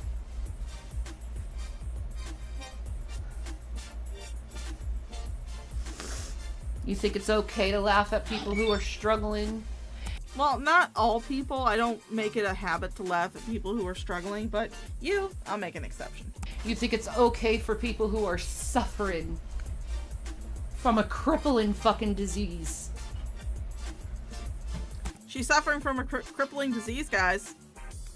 Don't forget, she's suffering from a crippling disease. She's suffering from it, guys. Suffering from that crippling disease.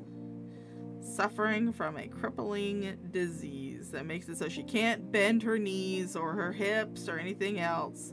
Don't forget, guys, she's suffering terribly. She's suffering from a crippling disease.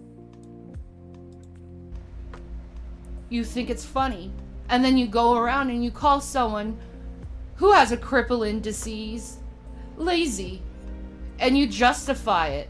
See, you justify your hate because you enjoy it. There's no reason for anyone to hate me. I've done nothing to any one of you. People want to lie about it, of course, and say you did. Look like I talk to the audience. Does it look like it? You know why I don't talk to the audience? It's pretty easy. You could just read the fucking chat. Why should I respond to that shit?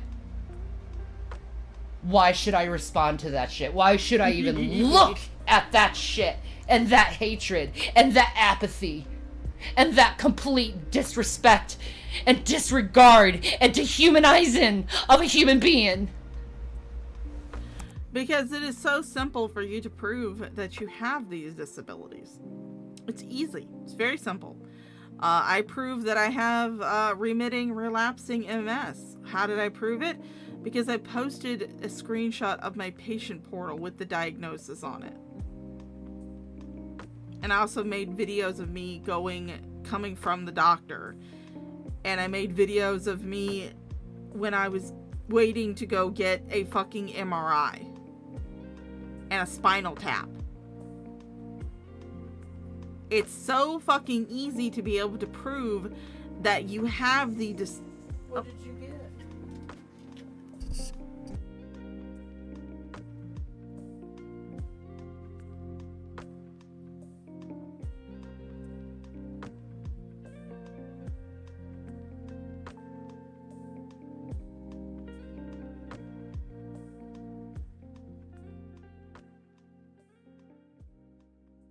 Mom Shaw just coming in here being nosy.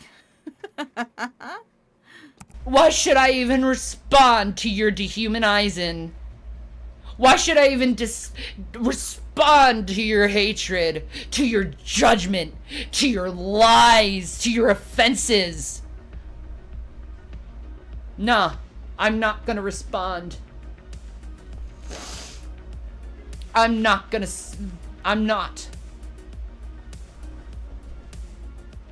I'm just fat. Do you see how fucking baggy this is on me? I'm just fucking fat.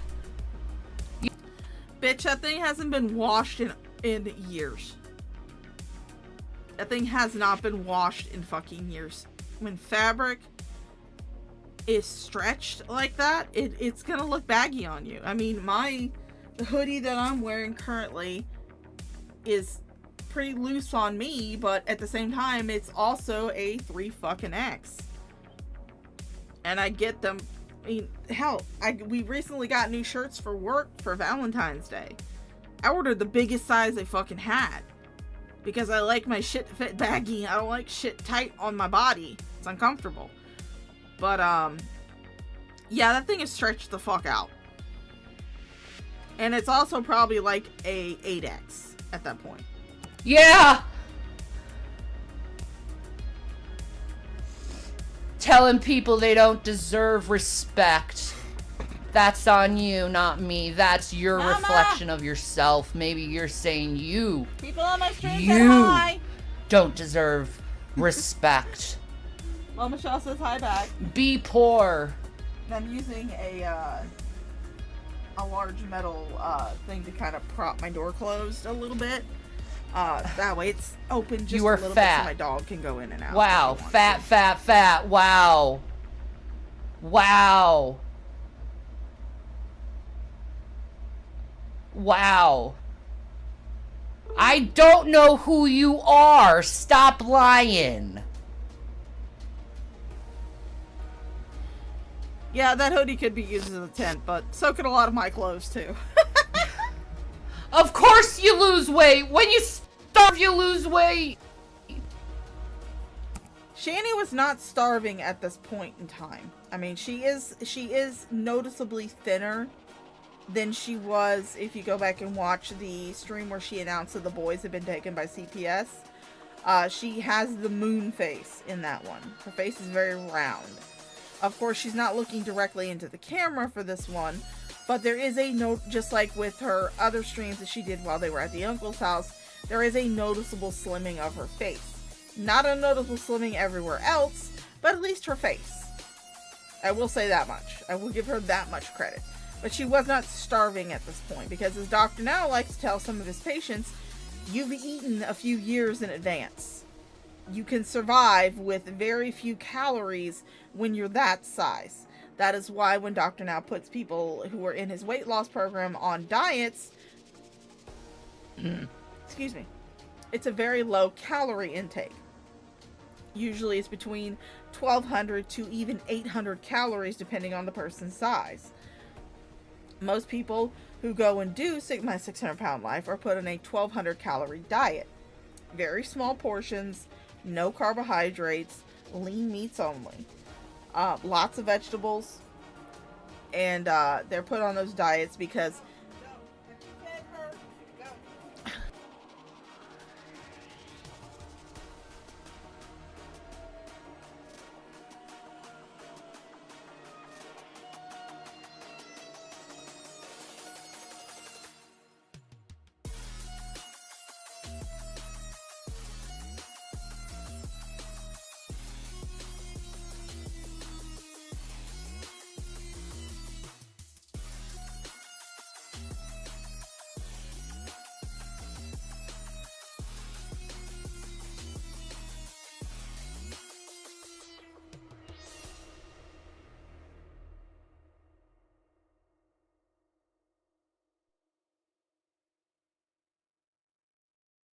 God damn it, Mama Shaw gets up, she wants to bug me.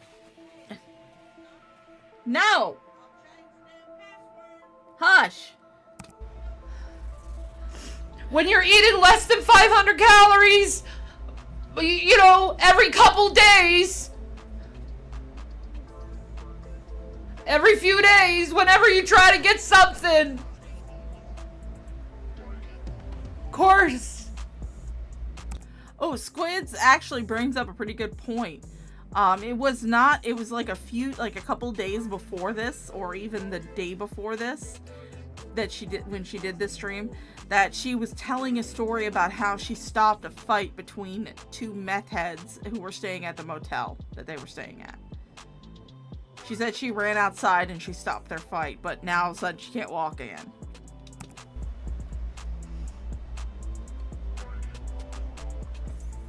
No, she's not crop dusting me, she's just being annoying.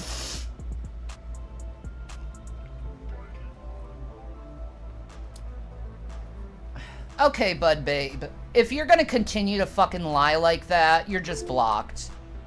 I'm not gonna fucking deal with you. You're banned on my fucking channel. Fuck you, dude.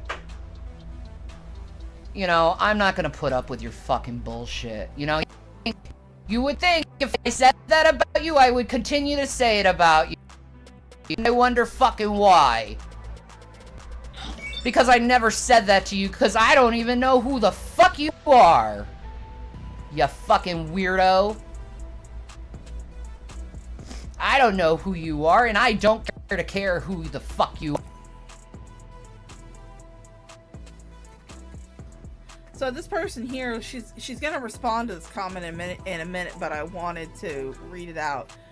Dazed Mandy says, I have cardiomyopathy, definitive disc disease, bone spurs, bipolar, general anxiety, had surgery last week, yet guess what? I worked today. Imagine that.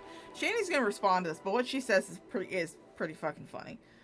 I don't give a fuck about liars.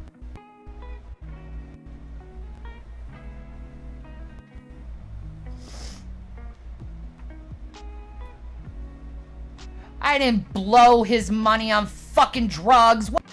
Laugh about being banned, stupid.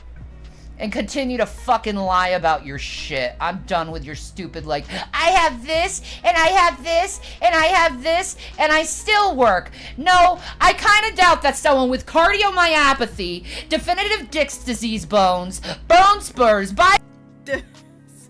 Is it just me, or did it sound like she said definitive Dick's disease? Oh, definitive Dick's disease. That's what she sounded like she said. bipolar, general anxiety, and had surgery last week actually fucking worked. You fucking lying piece of shit. Okay, again, you're being ableist, Shani. You just accused everybody in your chat of being ableist because they weren't believing all of the shit that you were saying, but yet you're not believing the shit that someone else says. You're not believing that someone could actually have all those disorders and still be able to work. You're ableist. The doctors wouldn't even let you. Now get off my chat. Don't lie to me about how sick you are when I'm actually sick. And look at that, you already got one fucking ban on you. So it looks like you are a fucking troll. How is it that just because someone has one ban on them, that makes them automatically a troll? Someone could get banned just for farting in the wrong direction of a streamer, and they get banned. So unless you know the context to which that person was banned, you have absolutely zero evidence that they're actually a troll. And for all you know, that ban could have come from you. A ban could come from you from another time where you were throwing a temper tantrum, but then you decided to unban a whole bunch of, unban everyone because you got tired of not having any engagement in your chat. Those poor dicks.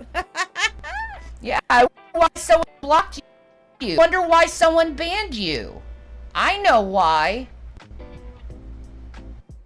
I know why. And you're banned too for lying about me. I don't care. I'm done with people fucking lying to me. Oh god, someone in the chat, I just saw a flash by, someone in the chat mentioned Drag's disease wheel. Oh my god. Oh lord, Drag used to have, when he would do these streams on Shani, he actually had a wheel of maladies that Shani claimed to have suffered from. And during the streams, he would spin it to see which malady we're going to be getting for that stream. Oh, Wheel of Maladies, turn, turn, turn.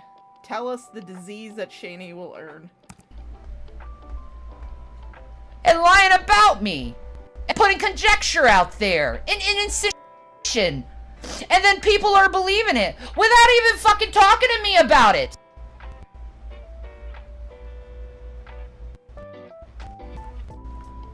Harry is a fraud. She was sweet to me until she got what she wanted. I don't give a fuck about this chick. I don't want to know she exists. I don't want to know she exists. So if you mention her in my chat, I'm blocking you. Period. I'm blocking you.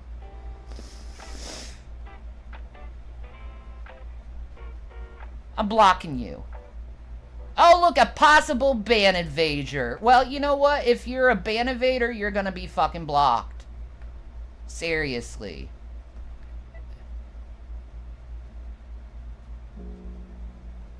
Oh, look, person. I have degenerative disc disease, sciatica, anxiety, neuropathy, high blood pressure. I asked no one for nothing. Okay. Again, Shani is displaying her blatant ableism. She is wanting, and also her hypocrisy, because she's wanting people to believe, just believe her words, that she has all of these disorders, but she has provided zero evidence, zero proof of it.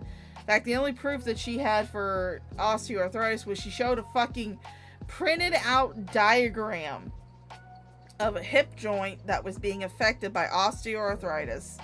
And that was what she claimed that was her x-ray. When it was really just a printout of a diagram. Oh my god. But again, Shani wants everyone to believe that she has all these disorders and disabilities and she can't work. But yet she doesn't believe it when people say, yeah, I've got similar shit going on and I still somehow manage to hold down a job. And I don't ask people for anything. Shani doesn't want to hear that. She never has, never will. She doesn't want to be helped. She doesn't want to help herself. She wants someone to take care of her. That is her entire goal.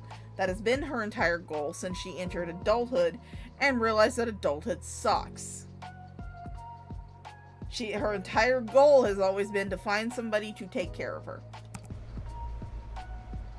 I don't have diagnoses? How the fuck do you know? Where's your fucking proof on that, liar? Block. Oh, and you're automatically blocked, Wilson, because I can't fucking stand your ass. Lying piece of shit. Stalker. Stalker. And here we go. Stalker. Shani.exe has stopped working. Stalker. So she's saying the same word Stalker. over and over again. You're a stalker. Thank you. KW1. You're gonna claim someone's diagnoses aren't real? That's hella rich. Yeah, I know. He was talking about you, Shani. But you're too fucking stupid to realize that. He's talking about you. They're saying that about you not believing people in your chat when they say that they have all of these disorders, but yet they still somehow manage to hold down a job. Talking about you. But again, you're too fucking stupid to understand that.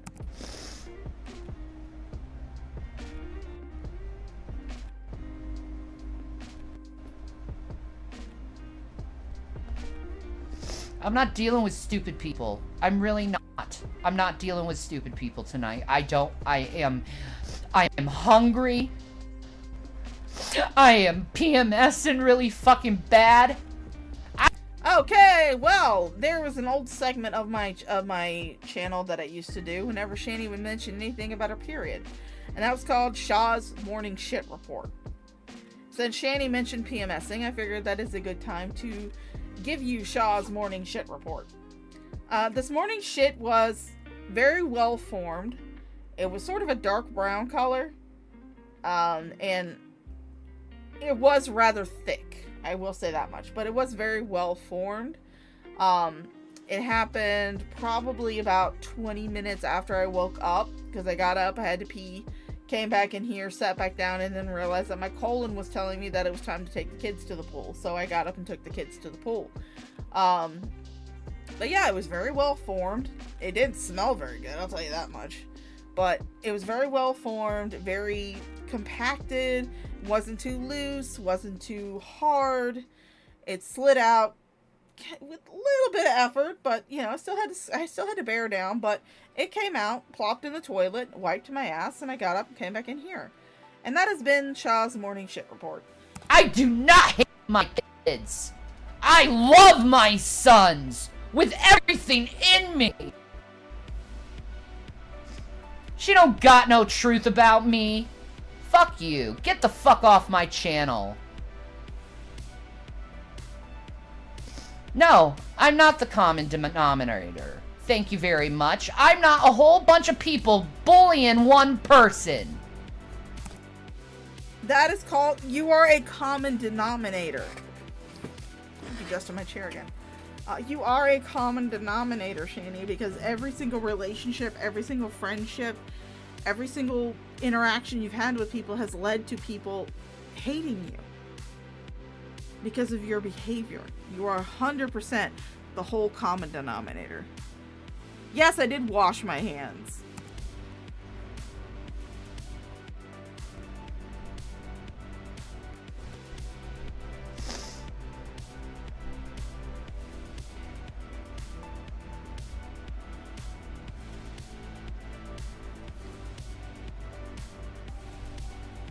Oh, God, it's the same fucking people all the goddamn time.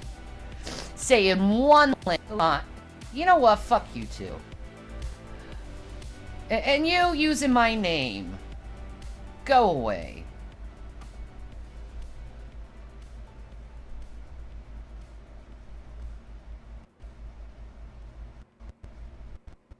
And then you make fun about how I look. And then you make fun about how I look. Well, why not? You make fun of how someone looks. People make fun of how I look. Big fucking deal. It happens. Get over it. And you think you're a wonderful person. You think you're a wonderful person.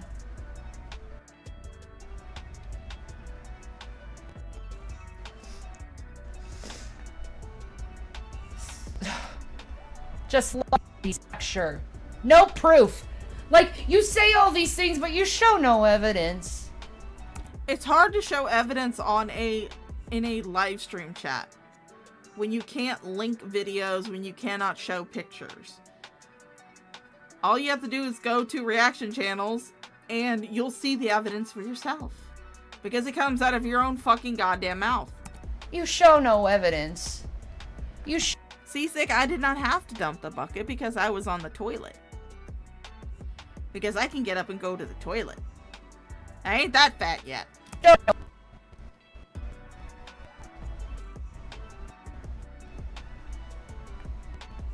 None.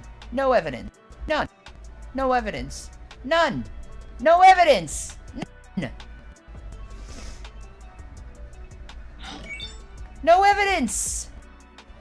Shanny.exe. Arthritis is bad because I'm overweight. No, my arthritis is bad is because I lifted people for years in the medical business.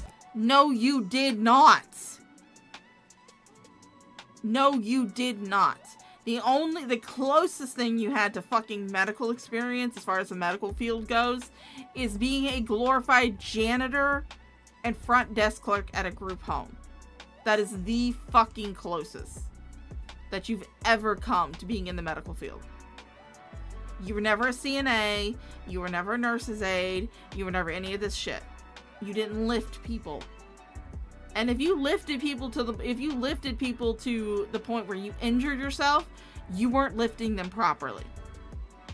You weren't doing a team lift.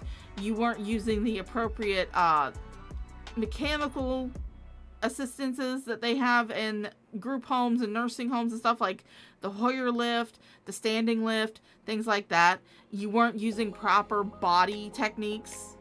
You're supposed to lift with your knees, not with your back. So if you were doing that and you were hurting yourself, obviously you were doing it wrong. You were not taught well, even if you were taught.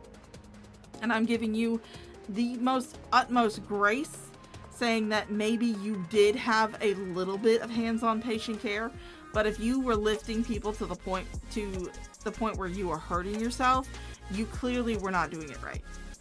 Do you get that? I was taking care of people for years. You did not even make it through your 90 days at that group home before you got fired. Why? Because you couldn't stop live streaming on YouTube. AIDS.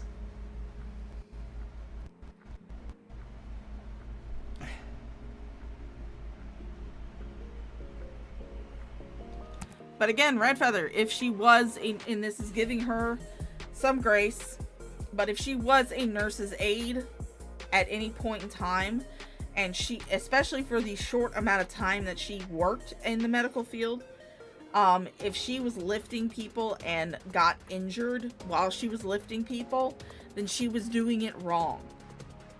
Because if you actually go through the training to become a nurse's assistant, whether it be certified or regular or a home health care aide or anything like that, if you go through the actual training to do that, they show you techniques in order to prevent bodily injury while you're lifting patients. And one of those things is not to lift with your back. You're supposed to squat, get your knees, and use your legs and your knees to lift the person up.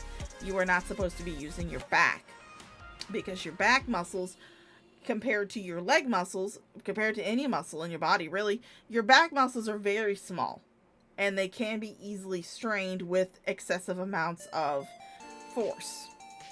That's why they tell you whenever you do any type of that medical, any type of aid training, that you are supposed to lift with your knees and not with your back. And if you are lifting someone who is on the heavier side, you are supposed to perform a team lift, or you are supposed to use a mechanical aid, such as a Hoyer lift or a standing lift. But you are not supposed to actually lift those people by yourself, especially if you're using your back to lift them. So I do not believe in any scope or frame of this hypothetical situation that it was Shani's brief, very brief time being a nurse's aide that caused any type of osteoarthritis. Because first of all, I don't believe she has an osteoarthritis. That's the first thing. I don't believe she does. Until she shows me medical reports, I'm not going to believe it. I don't even believe it when G-Man says it. But until I see actual medical reports from her that says, yeah, I've got osteoarthritis, that's when I'll be like, okay, cool. That's all you had to do. But until then, I'm going to be like, bullshit. I'm not asking for money because frankly, no one will fucking give me any.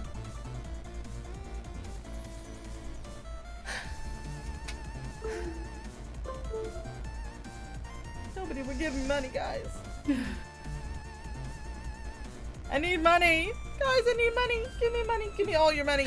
No one cares enough in this fucking world. I have Venmo. I have CashApp. I have PayPal. Give me your fucking money. No one fucking cares enough in this fucking world. Oh. That is true. G-Man does want excuses to put cream on his back. Alright, but it is 7:45. No one fucking cares. Alright, it is 7:45. I have been on for about 3.5 hours. I do have something else that I need to do in World of Warcraft. May come back later tonight and we'll finish these videos up. I don't know, because I stream whenever the fuck I want to. Whenever the urge hits me. That's when I stream. But anyway, we're going to go ahead and put on my ending screen. Thank you guys for coming out. Oh, there we go. Music stopped. Hold on. There we go. Alright, thank you guys for coming out. Thank you to all my lurkers. Thank you to all my chatters. Thank you to everyone who's going to be on the replay crew. You guys are awesome. I love you. Whenever this video is live and you can leave a comment, please do. Leave several comments. Get into protracted arguments in the comments. Talk about shit that wasn't even discussed in the stream in the comments. Let's drive up the engagement. If you like the stream, give it an upvote. If you didn't, downvote the shit out of it because I really don't care. I have been the Shaw of Thirst. You guys have been my amazing, beautiful, most wonderful thirst quenchers. And I'll see you the next time I decide to stream. Bye!